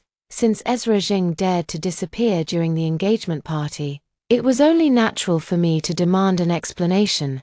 The elders of both families were very satisfied with my ability to handle the situation on the spot, but at the same time, the anger towards Ezra Zheng's antics grew even more intense. Absurd. How old are you? Can't you even distinguish the seriousness of the occasion? Is this matter of sky-falling importance something you must personally attend to? Leaving Lena behind, Madame Zheng struck her cane forcefully, scolding Ezra Zheng with a face full of fury. The elder Mr. Zheng passed away early, and in those days, the Zheng family was surrounded by wolves and tigers. It was this matriarch who wielded thunderous authority to stabilize the Zheng family's position and suppress many ambitious schemes. In high society, there is no one who does not show her a measure of respect. Even though she is now old and her eyes are dim, it doesn't mean she is senile. The marriage between Ezra Zheng and me was orchestrated by this old lady herself. Ezra Zheng lowered his eyes, his posture humble. The dark circles under his eyes and the bloodshot whites made it clear he hadn't slept for nights. His spirit worn and weary, he remained silent, obediently accepting the old lady's reprimands. This was his usual demeanor, in front of elders. He was always the picture of a repentant and well-behaved man. The old lady had been scolding for so long that she grew tired, and with Mrs. Zheng constantly trying to placate her with kind words, she eventually grew annoyed. Turning to me, she put on a warm smile again. "Lena, it's that rascal Ezra Zheng who's wronged you. Feel free to hit or scold him however you like. You two grew up together, and you know how his brain sometimes short-circuits and he does stupid things, but deep down, he's not a bad kid. However you want to handle this, just let him make it up to you." I was admiring my freshly done manicure when suddenly being put on the spot, so I could only respond with a polite smile. "I don't mind much. Ezra often surprises me like this. I'm used to it by now, but my parents are a bit confused, so they specifically dragged me here to ask, does the Zheng family have any issues with me, or with my Pei family?" The final note faded, leaving the room so silent you could hear a pin drop. Who dares to voice any objections against the Pei family? The Pei family may be the new tech elite in Haicheng, but they are the last ones you'd want to cross. Founded under the leadership of CEO Pei, the family's influence has expanded more than tenfold in just over a decade, forcing even the established old money families of Haicheng to step aside. Among Mr. Pei's 3 children, The least promising one is sitting right in front of them. Yet, even this least promising individual, upon entering the jewelry industry a few years ago, quickly rose to become one of the top players in the field. Mrs. Zheng originally favored my eldest sister as the ideal marriage candidate. Unfortunately, my sister didn't take a liking to Ezra Zheng. Although Ezra Zheng is highly capable, he still falls short of being a match for the heir of the Pei family. Settling for second best, I'm the perfect candidate, Lena Pei. This was Ezra Zheng's first utterance since arriving today. Let's talk privately if there's anything. He gave me a covert glance, his eyes shadowed. I raised an eyebrow slightly, thinking this was interesting, and was quite willing to humor him. Fine, then we'll handle it ourselves, no need to trouble the elders. Speak up, what's the meaning of running away from the engagement banquet, giving me attitude? I crossed my arms, glaring at him with displeasure. Ezra Zheng pulled out a cigarette, lit it, took 2 deep drags, then threw it to the ground under my disgusted gaze and crushed it with his shoe. Myra Liu is pregnant, I scoffed lightly, none of my damn business. That's your mistress, your little fling. I certainly don't have the ability to get her pregnant with my kid. Besides, I remember warning you to cut ties with her cleanly. I don't care who you're with, but I hate trouble. And she doesn't seem like the quiet type. You've always looked down on me, Ezra Zheng blurted out. Straying from the topic, I answered without hesitation, I don't see anything about you worth my respect. Ezra Zheng chuckled softly. Then why did you agree to marry me? I need a husband in name, and you need a wife in name. As luck would have it, this husband and wife can bring each other tremendous benefits. My answer was so matter-of-fact that it sent Ezra Zheng into fits of laughter like a madman. I was about to go up and kick him when his face suddenly darkened, and he asked, Then do you believe in love? I scoffed. Only fools believe in that nonsense. That day, Ezra Zheng dragged me into a conversation as if he were drunk, rambling on like an idiot, constantly beating around the bush about love or whatever, until my ears were calloused from listening. I had always thought his attitude toward Myra Liu was just for fun, but now perhaps I need to reconsider. In the end, we reached some kind of strange agreement. The marriage would still proceed, but it would be held after Myra Liu gave birth to the child. I continued my daily routine of indulging in food, drink, and entertainment, spending money like water and living an extravagantly luxurious life. When in a good mood, I'd go to the office for a couple of days to fulfill my duties as CEO. Perhaps out of some strange sense of guilt, my parents and siblings kept transferring more and more money into my account, to the point where I could barely keep up with my reckless spending. Day after day, I drowned myself in dreams and intoxication, almost forgetting what era I was living in. Little did I expect trouble to arrive so unexpectedly. The banquet ended, and having been plied with quite a bit of alcohol, my steps were unsteady. Though my mind remained relatively clear, I lazily leaned on a man's shoulder, letting him support me, the young master of the fallen noble family, the Li family. I knew what kind of scheme he was plotting, and I was happy to play along, considering he was at least somewhat decent. Just then, someone blocked my path. I lazily lifted my eyelids, didn't recognize him. The woman's makeup was bright and striking, her figure tall and slender, wearing flat shoes that didn't quite match her evening gown, yet her expression carried a somewhat haughty air. Miss Pei, I've long heard of your reputation. It's a pleasure to finally meet you today. I didn't recognize her, but I could tell she meant trouble, so I retorted sharply, I attend banquets like this every day. How come I'm only seeing you today? What? Were you not qualified to attend such events before? The woman was choked up, unable to retort, because every word I said hit her where it hurt. I'm Myra Liu, she said, her chin slightly raised, exuding an air of arrogance as if I should naturally know who she was. Never heard of you. A good dog doesn't block the way. Get lost. Myra Liu's face twisted in anger for a moment, but she quickly regained her composure. I just came today to advise Miss Pei that a marriage without love is like a pair of glass slippers that don't fit, glamorous to outsiders but agonizing in reality. I burst out laughing, unable to resist teasing. Then has anyone told you that a woman without status is called a mistress, and a child without status is called a bastard? Myra Liu turned pale. My words cut like knives. carving into her heart, Lena Pei, Ezra Zheng and I are the ones truly in love, you're the one standing in the way. Aren't you even a little curious about what Ezra Zheng ran off to do on the day of your engagement? I pick at my ear, probably off on some shady rendezvous with a despicable bug. His taste has always been terrible, and his preferences rather peculiar. Myra Liu is so furious that veins bulge at her temples, but she doesn't forget her objective, forcing out a triumphant tone. That day, I left the pregnancy test results behind and boarded a flight abroad.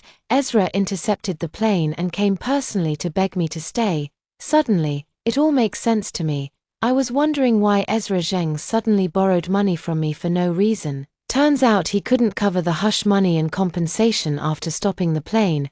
Acting cool feels great, but don't force it if your wallet can't keep up. I watched her with amusement, debating whether to reveal the truth. I'd love to see Ezra Zheng's image shatter in his mistress's eyes. On second thought, forget it, better not screw over a business partner. It'd make me look untrustworthy. Myra Liu, seeing my prolonged silence, thought she had grasped my weakness. Ezra has told me everything. There's no affection between you two. It's purely a partnership of convenience, I silently agreed. That much was true. If that's the case, Miss Pei, why cling to him so desperately? Everyone should pursue their true love. Ezra has already found his, so why insist on keeping someone who doesn't love you by your side? The tale of having the body but not the heart is far too cliched. I was stunned. You're saying I'm clinging to him desperately? I was almost laughing in anger. That idiot Ezra Zheng is two-faced, bad-mouthing me without hesitation to placate his mistress. Myra Liu sneered at my reaction. Or is it that Ezra can't bear to part with you, Miss Pei? Do you really enjoy meddling in other people's relationships this much? I laughed genuinely. Ezra Zheng's taste in partners is as appalling as his character. Utterly incapable of telling who's truly in charge. Allow me to kindly remind the forgetful Miss Homewrecker. My engagement with Ezra Zheng is common knowledge among the entire high society of Haicheng. The cancellation of the engagement party doesn't mean the engagement is off. I hope the other party has some self-awareness about who the real third wheel is. Myra Liu was incredulous, shrieking sharply, "You still plan to marry Ezra, Lena Pei? How shameless can you be?" I raised an eyebrow slightly. Open marriage? Clearly, you wouldn't understand that, you bumpkin. Myra Liu was so furious her chest heaved uncontrollably. Her purpose in deliberately blocking me today was to annoy me, making me self-aware enough to give up on Ezra Zheng. But how could she understand? For people like us, marriage is about the family power behind it. As for what kind of garbage the actual marriage partner is, it doesn't matter at all. The understanding between Ezra Zheng and me is that we each do our own thing, neither interfering with the other, and not bringing trouble into the marriage is the bottom line. But it seems Myra Liu just can't grasp this bottom line. Her face turned ashen, her brightly colored red lips trembling slightly as she desperately tried to find her shattered dignity by belittling me. Lena Pei, you were just born lucky. What else do you have to show for yourself? Ezra is the sole heir of the Zheng family. His abilities and looks are outstanding in every way. What makes you worthy of him, besides eating, drinking, and having fun? What other skills do you have? He doesn't love you, and you don't love him either. There's no love between you. And you're not even a good match. How can you still have the nerve to marry him? This level of damage was too low to stir even the slightest ripple in me. Before I could open my mouth to deliver the final blow, Li Duo couldn't hold back and snapped first. She's not good enough for Ezra Zheng, and you think you're qualified. If I remember correctly, you're just an internet celebrity who got famous from a dance show, constantly marketing your daily life with a mysterious wealthy boyfriend. Does Ezra Zheng even know you're using him to attract attention and make money? I was shocked. How do you know all this? Li Duo scoffed. She signed under my friend's agency. She tried to seduce my buddy before but failed. Who knows how she ended up with Ezra Zheng? Myra Liu didn't expect Li Duo to suddenly intervene and expose all her secrets. Instantly flushing red with anger, she stumbled back 2 steps in panic, her footing unsteady, nearly losing her balance. The next moment, she hunched over, clutching her abdomen with a pained and slightly contorted expression, moaning, My stomach hurts so bad, the baby, My baby, I was utterly impressed by this masterful display of acting. I could already guess how this script was going to play out. Sure enough, the next second, Ezra Zheng's furious voice rang out. Lena Pei, what are you doing? Ezra Zheng's heroic rescue was impeccably timed, his tall frame providing strong support for the teetering Myra Liu. With a tense expression, he asked carefully, Myra, are you okay? Myra Liu's eyes brimmed with tears as she looked up at him pitifully. Ezra, my stomach hurts so much. That drawn-out, melodramatic tone sent shivers down my spine. I'll take you to the hospital. Ezra Zheng, oozing with boyfriend energy, scooped her up in a grand princess carry. Before leaving, he even made sure to throw a threatening remark my way. Lena Pei, you breached the contract first. If anything happens to Myra, I'll hold you accountable. Screw your damn contract. Li Duo rolled his eyes dramatically. Did they just get discharged from the hospital? I couldn't agree more. In low spirits, under Li Duo's disappointed gaze, I waved and said goodbye to him, returning home, unexpectedly, in the middle of the night. The whole family was neatly gathered, waiting for me. What's the occasion? I must be really important today, I joked playfully, reaching out to take the hot soup handed to me by the nanny. My eldest sister barely lifted her eyelids, her tone full of authority as she spoke. Where have you been fooling around again? In front of my family, I'm just a carefree and unrestrained rogue, always joking around and never serious. Where else could I go? None of you were willing to grace Shu Tai's birthday party with your presence, so I went as the family representative to show my face. The Shu family still deserves your personal attention, my eldest sister scoffed. More likely. You were chasing after Ezra Zheng. I shrugged helplessly. I honestly didn't know he'd be there. My mother is a gentle beauty, her slender brows slightly furrowed as she softly asked, Lena, tell me honestly, what are your true feelings about Ezra Zheng? No feelings, just a regular fiancé. But he's already had a child with another woman. Mother's voice was full of hesitation. They sure are well informed. I scratch my head. Well, I'm used to it. The Pei family's bunch of hopeless romantics just can't comprehend my views on marriage and relationships. I think it's necessary to be more blunt. Dad, Mom, I really don't mind. I'll never have children for Ezra Zheng. Oh wait, I never planned to have any in this lifetime. But if Ezra Zheng wants an heir, why not let him choose someone he actually likes? Saves trouble and hassle. I know my ideas are hard for the public to accept, but there's no helping it. I just love doing things this way. I don't love Ezra Zheng, and he doesn't love me, but coincidentally, our marriage would bring enormous benefits, and these benefits happen to be exactly what we both crave. Seen this way, we're a match made in heaven. Mom sighs in frustration. Her thinking is, if I'm not so madly in love with Ezra Zheng that I've lost my senses, why won't I just call off the engagement? You've grown up. And it's good to have your own thoughts. Dad finally spoke, his voice steady and firm. But I hope you can distinguish what is more important in your heart. I nodded obediently. I know my limits. What's important, I don't know, but it certainly can't be love and marriage. After much persuasion, I finally managed to convince them to go back to their room and rest.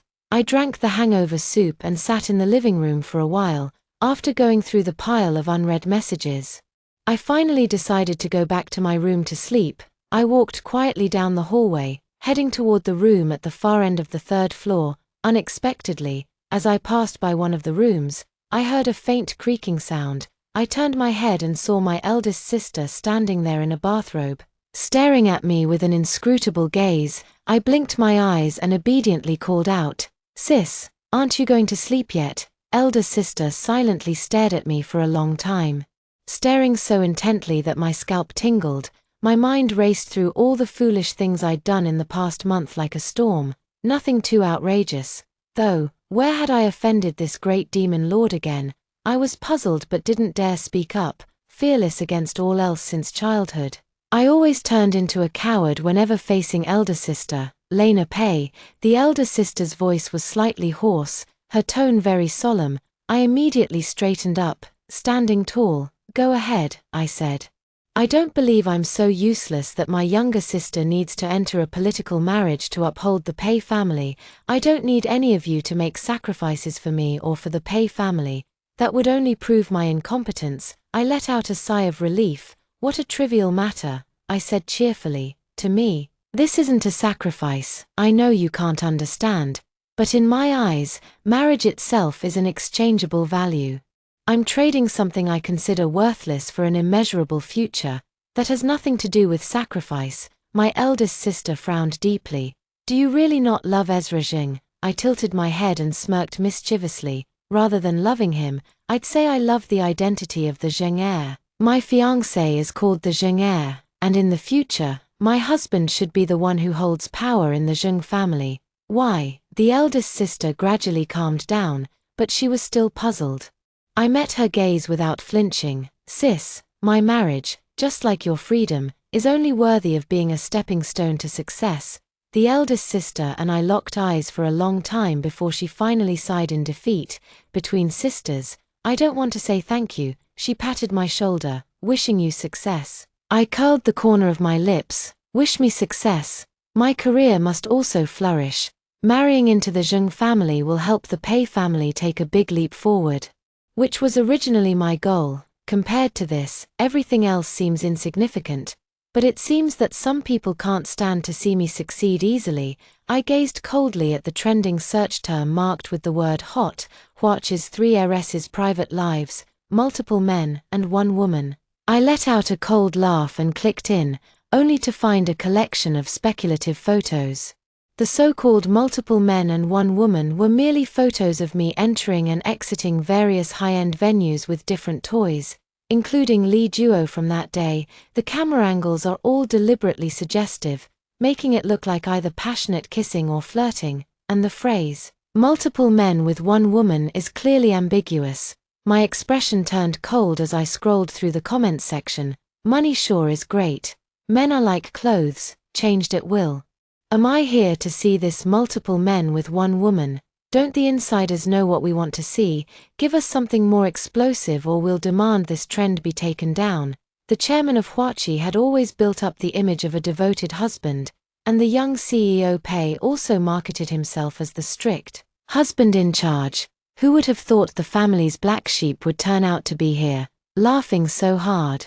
I just remembered that trending topic from before. Romantics are born in wealthy families. The second son of Huachi also had a mistress he was obsessed with, and some people dragged the entire Pei family into it. Now the third daughter is slapping back hard with receipts. This private life is next-level chaotic. Look at the timestamps in the bottom left corner. The shortest interval is just 5 hours. The use and discard approach is way too obvious, gotta say. The third princess has quite diverse tastes. Each of them is uniquely handsome in their own way. I heard Hua Qi is engaged to the young master of the Jing family.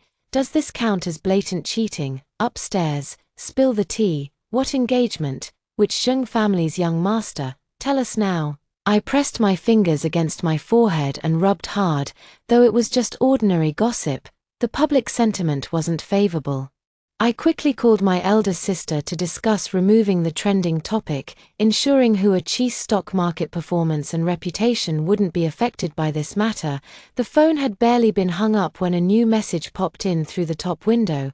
I clicked it open, my eyes dark as I read every word. Bang! The phone shattered into pieces. I pressed my finger against the center of my forehead, lowering my voice with a cold laugh. Myra Liu truly has no regard for her own life.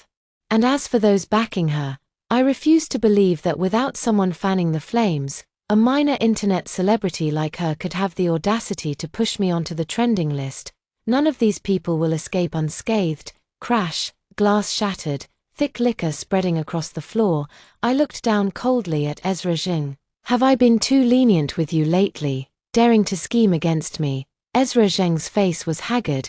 He clutched his hair uncontrollably, ignoring the bleeding wound on his forehead as the blood trickled down. It wasn't me, he rasped. It was that bastard.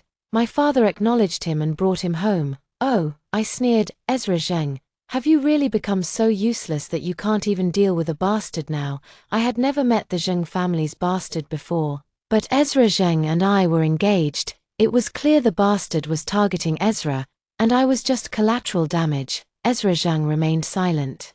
The Zheng family had been in turmoil recently. And Myra Liu had been causing repeated scenes. Neither his career nor his personal life was going smoothly. My father dotes on him and has given him plenty of resources and connections, which has inflated his ambitions. He's doing this to sabotage our arranged marriage and clip my wings. Or rather, he wants to take my place. Ezra Zheng finally spoke. His gaze cold and steady as he met my eyes. What does that have to do with me, Ezra Zheng? You need to understand. I, Lena Pei, am not marrying you, but the heir of the Zheng family. In other words, the engagement will proceed as scheduled. Before that, whoever has the capability to secure the heir's position will be my groom, and afterward, Hua Qi will naturally step in to help him sweep away all obstacles. I coldly revealed the truth, seeing no surprise in Ezra Zheng's eyes. From the very beginning, we both understood that this marriage was purely an exchange of interests, devoid of any genuine affection. Before leaving, I glanced back at Ezra Zheng one last time. In the dim corner of the sofa, his jaw was clenched, and crimson blood dripped down the side of his face, adding a touch of ferocity. I offered a piece of well-intentioned advice. Ezra Zheng, don't tell me you've held onto your position as the Zheng family heir for the past 27 years simply because your father didn't have a second child. If you're soft-hearted, just quit this game. I promise I won't laugh at you. I'm not sure how much truth there is in Ezra Zheng's words. But my goal has already been achieved.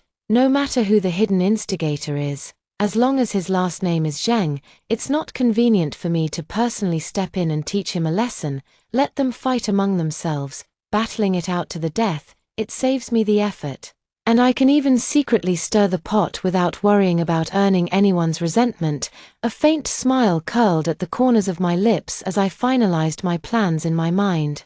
No one understood the weight of those words better than I did. After today, the battle between Ezra Zheng and his illegitimate brother would officially begin, maximizing gains.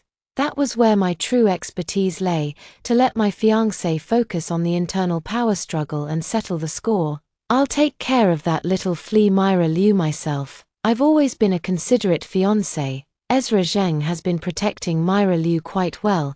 It took me quite some effort to get first-hand information about her.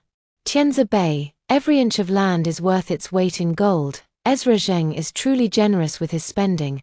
I casually flipped through the materials and let out a disdainful scoff. Chen Ju sat on the sofa with his legs crossed, an unlit cigarette dangling from his lips as he spoke indistinctly. How did this little internet celebrity manage to offend you? Is it really worth the effort to personally go after her? With just a glance from you, Miss Pei. Plenty would be willing to go through fire and water just to amuse you. Bored out of my mind, and incidentally checking out Ezra Zheng's taste, I don't want to end up in a marriage alliance with someone who's short-sighted. Chen Ju chuckled. The first part is the real truth, isn't it? Didn't you take over the semiconductor chip chain from your sister at Hua Qi? That thing is now one of Hua Qi's major projects. Your sister trusted you enough to hand it over completely. And here you are claiming you're just bored. I picked up a pen and threw it. Who asked you to teach me how to do things? It's rare to find some fun to lift my spirits, and now I have to be lectured, ruining my mood. Chen Ju chuckled and raised his hands in surrender. All right, my bad, I'll make it up to you. Whatever the young mistress commands, this servant is at your disposal. The corners of my lips curled up as I spoke with ill intent. Myra Liu cares so much about her image. Doesn't she, the goddess of classical dance? The refined lady from an intellectual family, the beloved darling of her mysterious wealthy boyfriend. These labels are so glamorous. I'd love to give her a unique surprise. Chen Ju shuddered violently and clicked his tongue. The way you're smiling right now is downright chilling. The hot search is trending again. The inside story of the wealthy family's dance troupe, the rise of the dancers. Clicking into the homepage reveals a high-definition video. Several women with stunning figures and extraordinary beauty are dancing with enchanting grace on stage, smiling radiantly. While not overly revealing, their performance is undeniably alluring and captivating. The camera shifts slightly. The image somewhat blurry, but sharp-eyed viewers can still make out a few audience members in the video. It didn't take long for people to match the faces, only to realize they were all familiar tycoons from the rich list. OMG, This is explosive. Is this the extravagant life of the wealthy? I'd be willing to live like this for just one day. Luxury cars, mansions, I'd take it all. How bold. Who leaked this to the trending list? Our CEO Wang is furious. Why hasn't the platform taken it down yet? You linked the wrong post. Do you want to taste CEO Wang's special fried squid?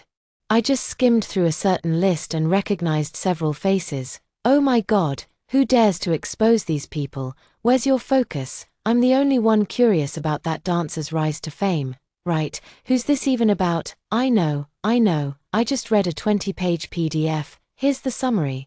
A certain dancer caught the eye of a wealthy heir, who personally asked for her from someone else, then kept her as a mistress. Here's the kicker. Rumor has it, it's some shady, under-the-table relationship. Upstairs, I think I know who it is. Took a few bites of the gossip.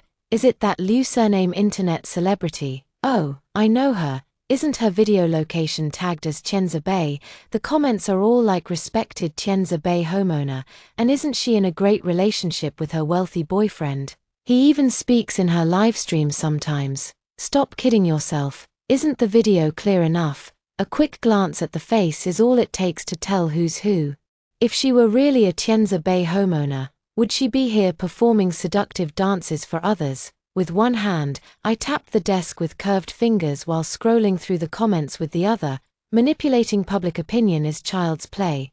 Just drop a few comments with a mix of truth and lies, and the internet will fill in the rest effortlessly. If Myra Liu had obediently stayed as Ezra Zheng's little mistress without coming to irritate me, I wouldn't have minded him keeping her until she died. Unfortunately, she overstepped her bounds. I wouldn't have cared if she just dreamed of climbing the social ladder. I might even have enjoyed amusing myself by toying with her to pass the time. But scheming against me is one thing. Affecting the Pei family because of it is entirely another. Everything about the Pei family, whether it's my parents, siblings, or Hua Qi, is my Lena Pei's inviolable bottom line. Anyone who dares to touch them must be prepared to pay a devastating price. My fingers, which had been tapping on the desk, paused. After a moment's thought, I clicked into the video platform, and sure enough, Myra Liu had started a live stream. That makes sense. The impact was too significant. Even if she wasn't in a hurry, the MCN agency behind her must be anxious by now. Myra Liu had applied light makeup, presenting an ethereal and aloof image. Completely different from the radiant and bold look I had seen that day. She gracefully tucked a loose strand of hair behind her ear, her voice cool and composed. It's just AI video synthesis. The suggestive comments in the section clearly show someone is out to get me. Today, I'm just making a statement to everyone. This is something I, Myra Liu, would never stoop to do. My family is well off, and my boyfriend and I are a perfect match. Why would I degrade myself? This matter ends here. Don't discuss it in my comment section anymore. As for the mastermind behind this, my boyfriend has decided to send a legal warning. He will pay the price for his actions. Let it be known that spreading rumors isn't cost-free.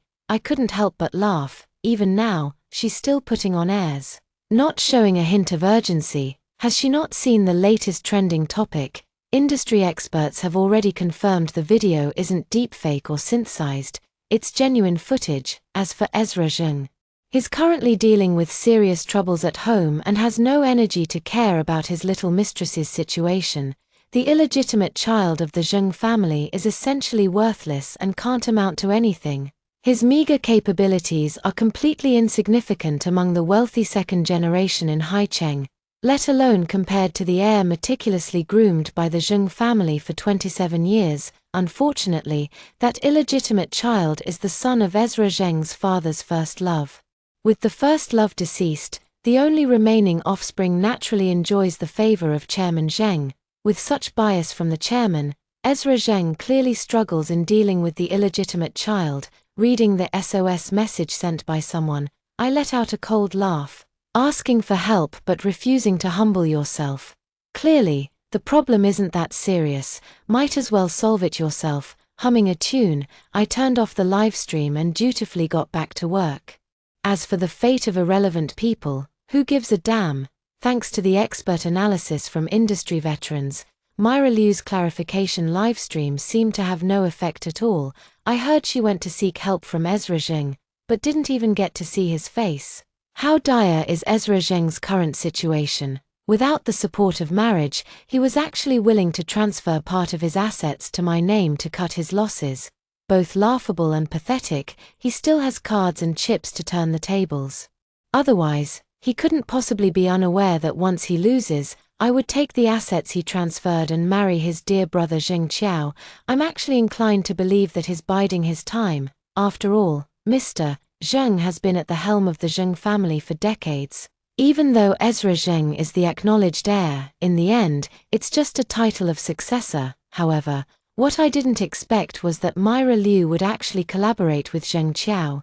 She was invited to participate in another variety show, where she appeared gentle and dignified, displaying extraordinary generosity, with every piece of her casual wear exuding top-tier luxury. For a while, the internet was flooded with whitewashing posts. Has Myra Liu gone crazy? Or is it Ezra Zheng? Or maybe I'm the one who's lost it. How on earth did these two end up together? Are you sure Myra Liu is carrying Ezra Zheng's child and not Ezra Zheng's? Chen Ju was shouting excitedly in my ear. He couldn't wrap his head around how these two, who were not only unrelated but practically enemies, could end up collaborating. Two idiots, I muttered under my breath. Myra Liu just wants to mess with me and boost her own status to match the title of Mrs. Zheng. As for anything else, her brain probably isn't big enough to handle it. It seems she's certain Ezra Zheng can't do without her, daring to act so outrageously. Chen Ju shook his head inwardly, thinking Ezra Zheng's downfall lies in the classic trap of a hero succumbing to a beauty. Certain, I think she's bought into Zheng Qiao's nonsense about brothers having no lasting grudges, believing that pleasing Zheng Qiao will make the Zheng family more accepting of her. Chen Ju was shocked, muttering in disbelief. No way, could someone really be that foolish? I gave him a sidelong glance. Why not? Zheng Qiao is equally idiotic. Thinking that getting close to Myra Liu will help him extract information about Ezra Zheng, he'd be better off trying to win me over. I might even help him secure the title of Zheng family heir. Chen Ju's lips twitched slightly. Wouldn't Ezra Zheng come fight you to the death? He'd bite you to death if he had to. Am I afraid of him? He's a pig-brained idiot too. Damn it, just thinking about having to deal with a whole family of Zheng pigbrains in the future makes me sick. Rarely did I disregard etiquette and manners to start cursing, but the current chaos of the situation had me so agitated that for a moment I didn't even know which mess to wade into and stir up. Lena Pei, I can't quite figure you out right now. Do you want to mess with Myra Liu, or Ezra Zheng? Or are you helping Ezra Zheng mess with Zheng Qiao? I want to crush them all. My tone was so irritable that it startled Chen Ju. After a short while, I finally calmed down. Soothing the violent emotions brought on by my intolerance for stupidity, no matter how much Hua Qi and the Zheng family collaborate, they can never truly merge into one. Naturally, I hope the waters in the Zheng family grow murkier by the day. Having regained my composure, I analyzed the situation for Chen Ju. Marriage means taking a definitive side. I can't very well team up with outsiders against my own husband, but as long as I hold the title of fiancé, no one can tell me what I can or can't do. Chen Ju's eyelids twitched uncontrollably. Ezra Zheng marrying you is truly like gambling. One wrong move and he could lose everything, but didn't he still beg to marry me? The corner of my lips curled slightly. Do you really think he has a choice? While the two Zheng brothers were busy scheming against each other, it conveniently left Myra Liu free to come and stir up trouble for me. Her belly was only slightly rounded. Yet she deliberately arched her back and stroked it with an exaggerated, affected posture, as if she were about to give birth any moment.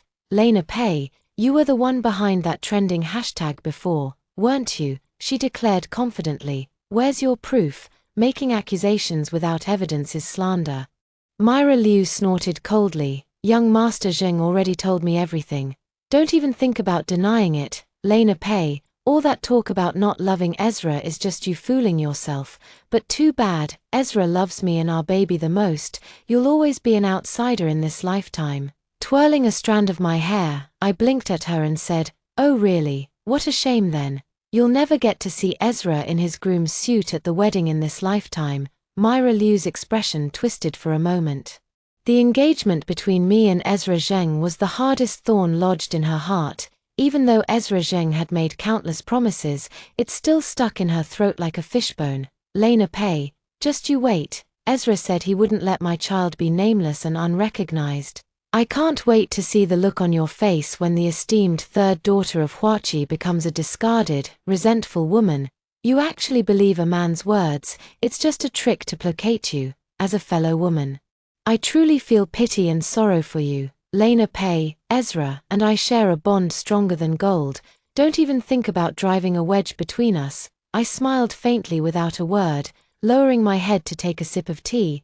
Just now, Myra Liu stumbled unsteadily for 2 steps before regaining her balance, and her belly twitched. I was genuinely afraid that a few careless words might provoke her into miscarrying on the spot. If Ezra Zheng lost his heir because of this, would he demand I bear him another?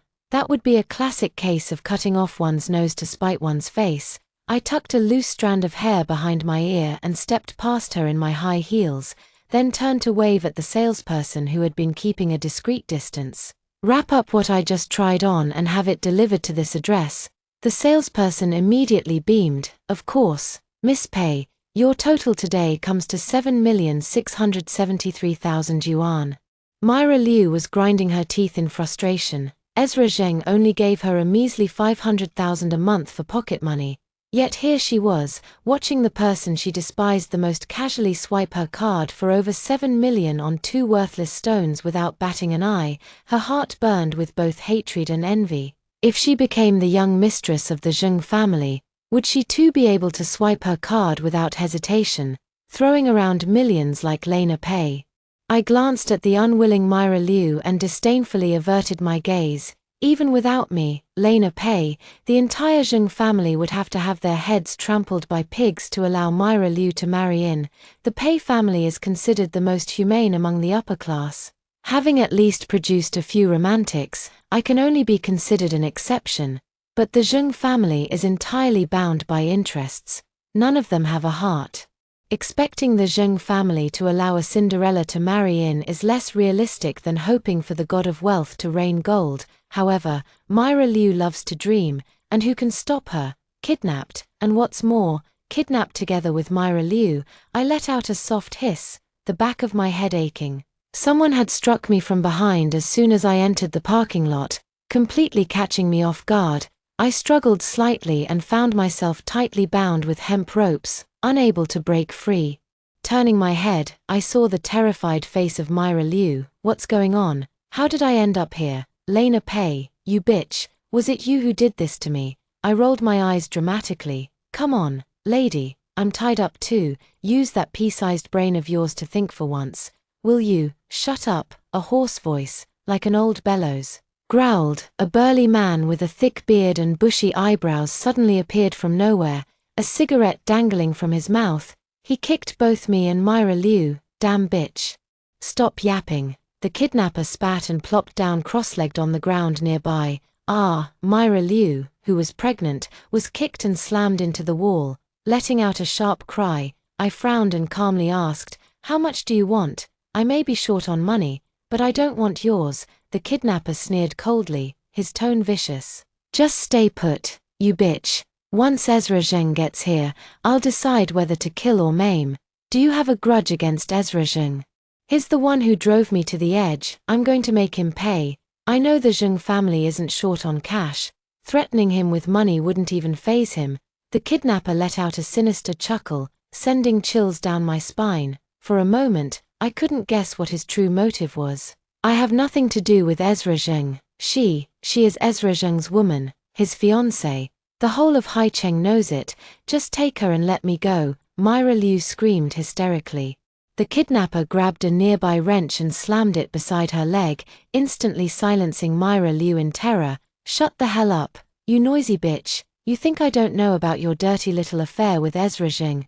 I came for you. Aren't you carrying his bastard? Let's see how much you're worth to him. Whether he'll even bother saving you." I glanced at the sky outside the window, then closed my eyes to block out their shouting, calculating the time in my head. At the same time, I was planning that if the kidnapper wasn't after money, Then they must be after my life. I certainly wouldn't dare to entrust my life to Ezra Zheng's hands. A few hours later, Ezra Zheng appeared on the hillside. Peering through the crack in the door of the cramped storeroom, I cursed under my breath at the sight of his shadow, calling him an idiot. He actually came alone. The kidnapper stood up, dusted himself off, and glanced sideways at Ezra Zheng with a cigarette dangling from his mouth. "You really kept me waiting, you bastard," Ezra Zheng gasped for breath, his voice hoarse as he spoke. "Where are they? How much do you want? What will it take for you to let them go?" The kidnapper remained calm. He nonchalantly pulled out a palm-sized pistol from his waistband. Ezra Zheng's hair stood on end in an instant. "You're trying to kill me." "No, I won't kill you," the kidnapper sneered sinisterly. "I want $1 billion. Fine, I can have them transfer it to you right now. Let them go." The kidnapper wagged a finger. "No, no, no, with $1 billion, you can only save one." Ezra Zheng's brow furrowed deeply. "You want $2 billion. I can afford it, but you might not be able to handle it. Greed knows no bounds." "No, I only want $1 billion, and you can only save one," the kidnapper chuckled, revealing his true intent. "You ruined my family, Ezra Zheng. Now I want you to experience the same pain firsthand. All right, it's decision time. Will it be your childhood sweetheart and fiancé, or the mistress carrying your child, young Master Zheng? You have 10 seconds to choose. Otherwise, this gun will take 2 lives. 3, counting the unborn child." I closed my eyes. There was no need for hesitation. I already knew what choice Ezra Zheng would make. This kind of choice between me and Myra Liu is completely unnecessary. It's not like we're the female lead and the mistress in some tragic drama, where the male lead has to agonize over his decision, how Ezra Zheng would choose. All 3 of us know perfectly well. How boring. This kidnapper must have watched too many cheesy romance dramas to pull this nonsense. Myra Liu. The moment this name came out, I felt a sense of settling dust and peace. Mad. Those who do evil will inevitably bring destruction upon themselves. I've been cold-hearted and indifferent all my life. Never thought I'd stumble over this. I mocked myself silently. I always thought it was good to have no feelings for Ezra Zheng. But now, look at this. He didn't even hesitate to abandon me, his so-called plastic fiancé. The kidnapper burst into laughter, seemingly deranged. Young Master Zheng really didn't hesitate, did he? He's already made his decision. And I haven't even started counting yet. Myra Liu. I choose Myra Liu. Don't hurt her. I can give you money, as much as you want. Here's this card. I'll give you 500 million first. Just let me go in and see her. Ezra Zheng's anxious and desperate voice felt distant and cold to me. Good, since you've made your choice, that person can be taken away. What a pity though. The other little beauty will have to stay and keep me company for some fun. Ha ha ha. To be able to play with the woman of young Master Zheng in this lifetime. I can die without regrets. The kidnapper grabbed me by the hair and lifted me up. I watched calmly and indifferently as Ezra Zheng and Myra Liu embraced each other affectionately. Ezra Zheng's hands trembled as he untied Myra Liu, carefully picking her up as if handling fine porcelain, whispering soft words of comfort to her.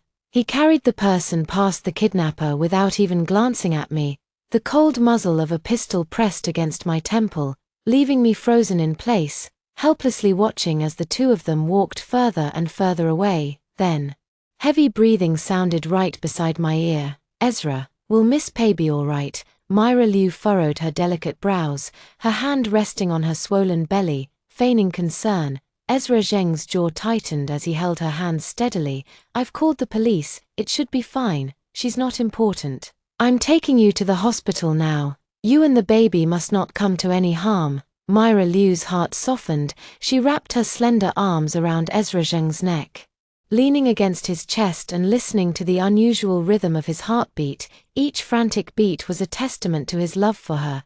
Ezra Zheng truly loved only her. Once Lena Pei was dead and the child was born, she could rightfully become the young mistress of the Zheng family. In this world, no one would ever compete with her for Ezra again. Myra Liu and Ezra Zheng spent several sweet months together, perhaps because they had survived a life-threatening ordeal. Ezra Zheng's protectiveness towards her skyrocketed. He practically wanted to tie her to his belt and take her everywhere. though not officially married, they were more intimate than most couples, living a blissful life while eagerly awaiting the arrival of their love's fruit on a winter night, New Year's Eve. After 10 months of pregnancy, Myra Liu finally went into labor. Ezra, I'm scared. Ezra Zheng gently kissed the corner of her lips to comfort her. Myra, you have to be strong. I'll be waiting outside for you and the baby. We'll welcome the new year together, with our baby. From now on, our family of 3 will be together forever.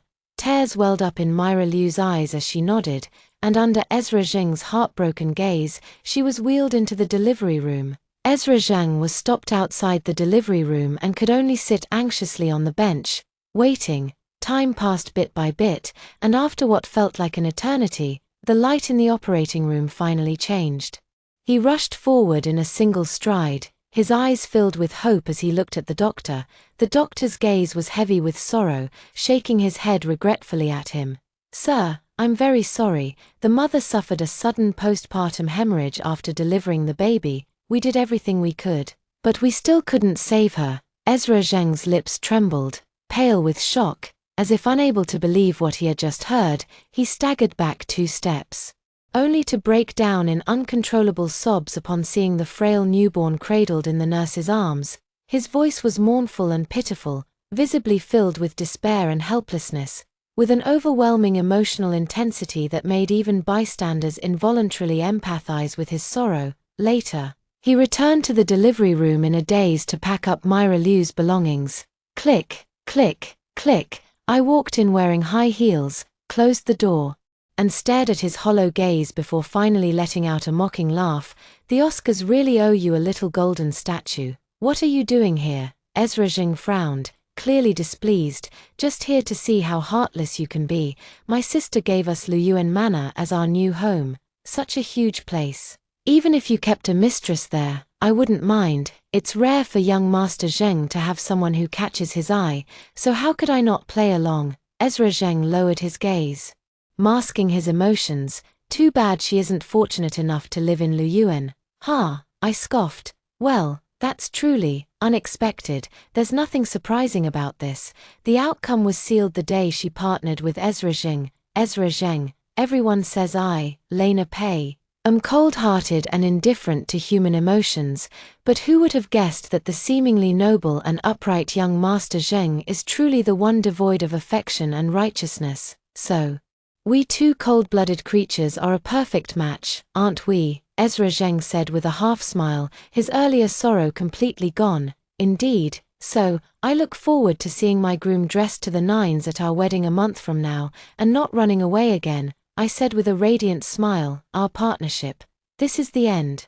But also the real beginning. The benefits exchanged through marriage will eventually produce a biggest winner. I'm quite looking forward to seeing who will ultimately emerge victorious in this grand game. Of course, I, Lena Pei, will never lose.